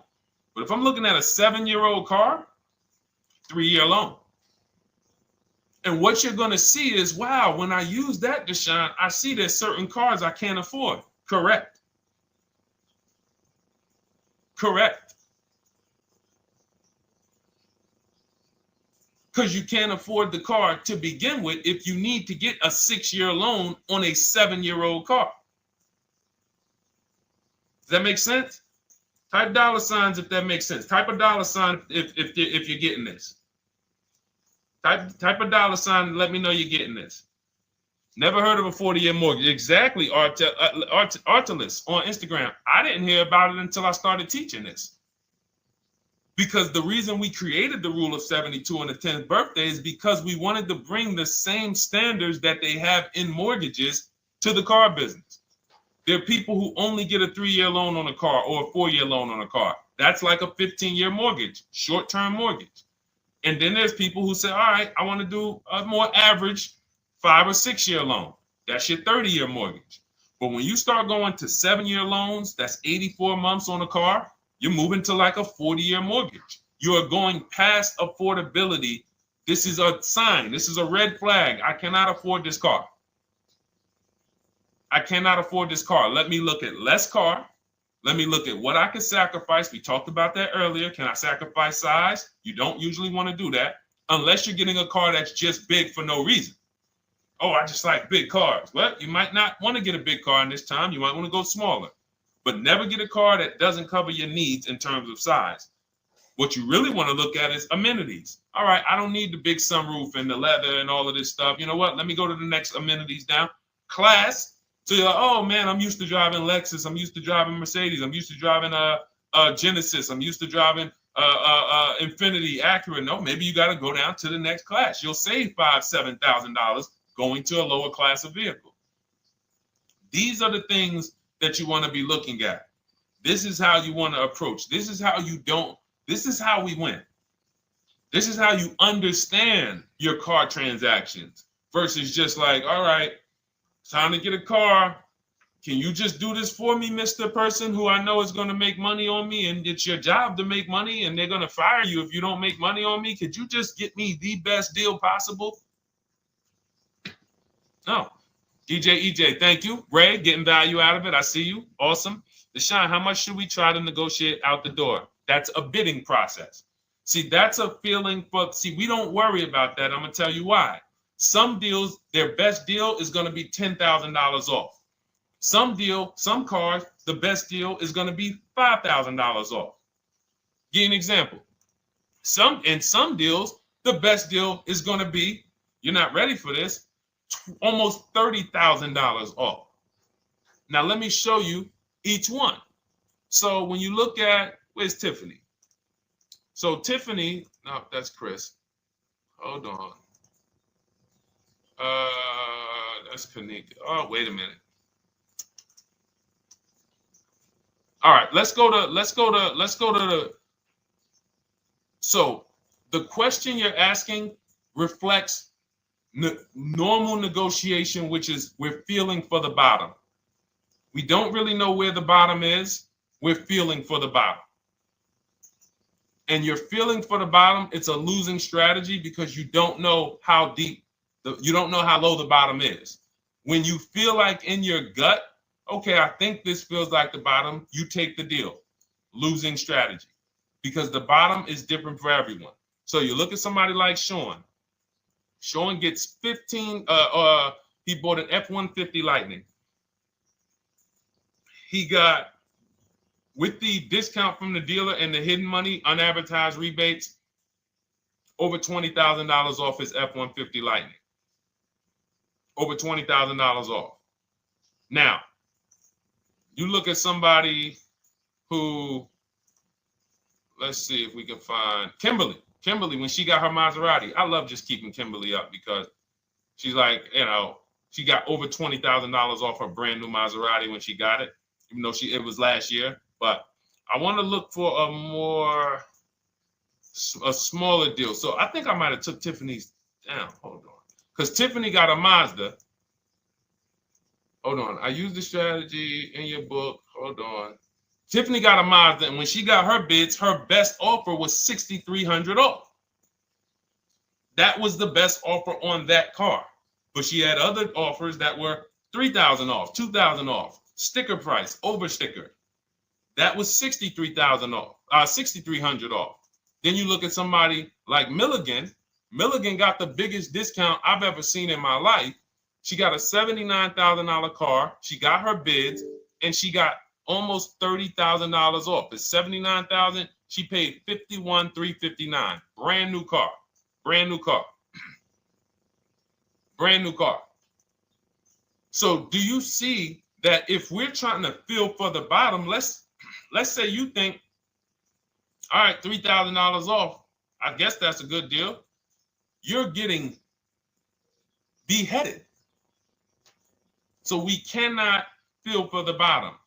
That is buyer's remorse prone. That is how we have buyer's remorse. The only thing we do is we sit at home, we get bids. That's the name of the game. When you are getting bids, life changes. You now know, oh, this deal is taking off 8. This deal is taking off 2. This deal is taking off 8. This deal is taking off 10. This deal is taking off nothing. Oh, the $10,000 dealer wins the bid. You took off $10,000. That was the bottom. And again, we use the 25-to-5 strategy where I show you how to connect with 25 dealers in 20 minutes from home. You get your bids. You want to call around, do it by phone, call and get your bids by phone. We do this by email without talking. That is what's in my book. That's how we do it. So everything we talked about is in my new digital book. Cars from Home, 7 Steps to Saving Time, Money, and Avoiding Dealerships. Normally $97, part of our welcome offer. You get your copy for $24. That's 75% off. In my TikTok bio, click that link. My Instagram bio, click that link. Or YouTube comments in the Facebook comments, deshonsbook.com. 2 hours, get your $24 and let that continue to make money for you and keep money in your family. We didn't talk about. We didn't talk about selling leases and equity in leases. We didn't talk about the bank bidding wars. We didn't talk about, we did deep on leasing versus buying. We hit on a lot today. Now, for those of you who are like, Deshone, I'm just meeting you, I don't really trust you yet, then start with my free cheat sheets. Dolan will put a link for you. You can go to DeshonesCheatSheets.com, put a link in the comments, and just start with my free cheat sheets. We've given thousands of people have started with my free cheat sheets. That'll expose you to the Cars from Home world, because once you see the value, like, wow, this is what Deshone's giving us for free. What is in the book? The book is your step-by-step checklist, step-by-step blueprint. But if you're like, you know what, let me just get started with the cheat sheets, go grab the cheat sheets. Now, mark your calendars. We're here Monday through Thursday, 12 p.m. Eastern Time. Show usually lasts about 90 minutes. You can bring your questions. You might be watching this on a replay, because you'll see a lot of people ask the same question you would have asked. But mark your calendar so you don't miss a show. We'll be back, and then we'll run the whole replays all through the weekend for those who couldn't be here during the week. So I might start doing something for people who bring people. Write me some ideas, because what I really want is I want to come up with something, a way to reward people who share. That's why I wanted to give a free copy of my book to our nurse on TikTok. You know, like, I want to come up with something for people that bring people, that help me actually spread this message. DM me some ideas, and I'll watch that. I can't read all the DMs, but I will certainly start that DM with, you know, I have an idea, and then I'll know that's you. Because I want to come up with something specifically for the people who share. All right. I'll see y'all tomorrow. Thanks for watching. This has been our show. Congratulations to everybody that got the book. Make sure you send me your success stories. Email me when you get your cars. I want to hear all about it. All right. God bless you.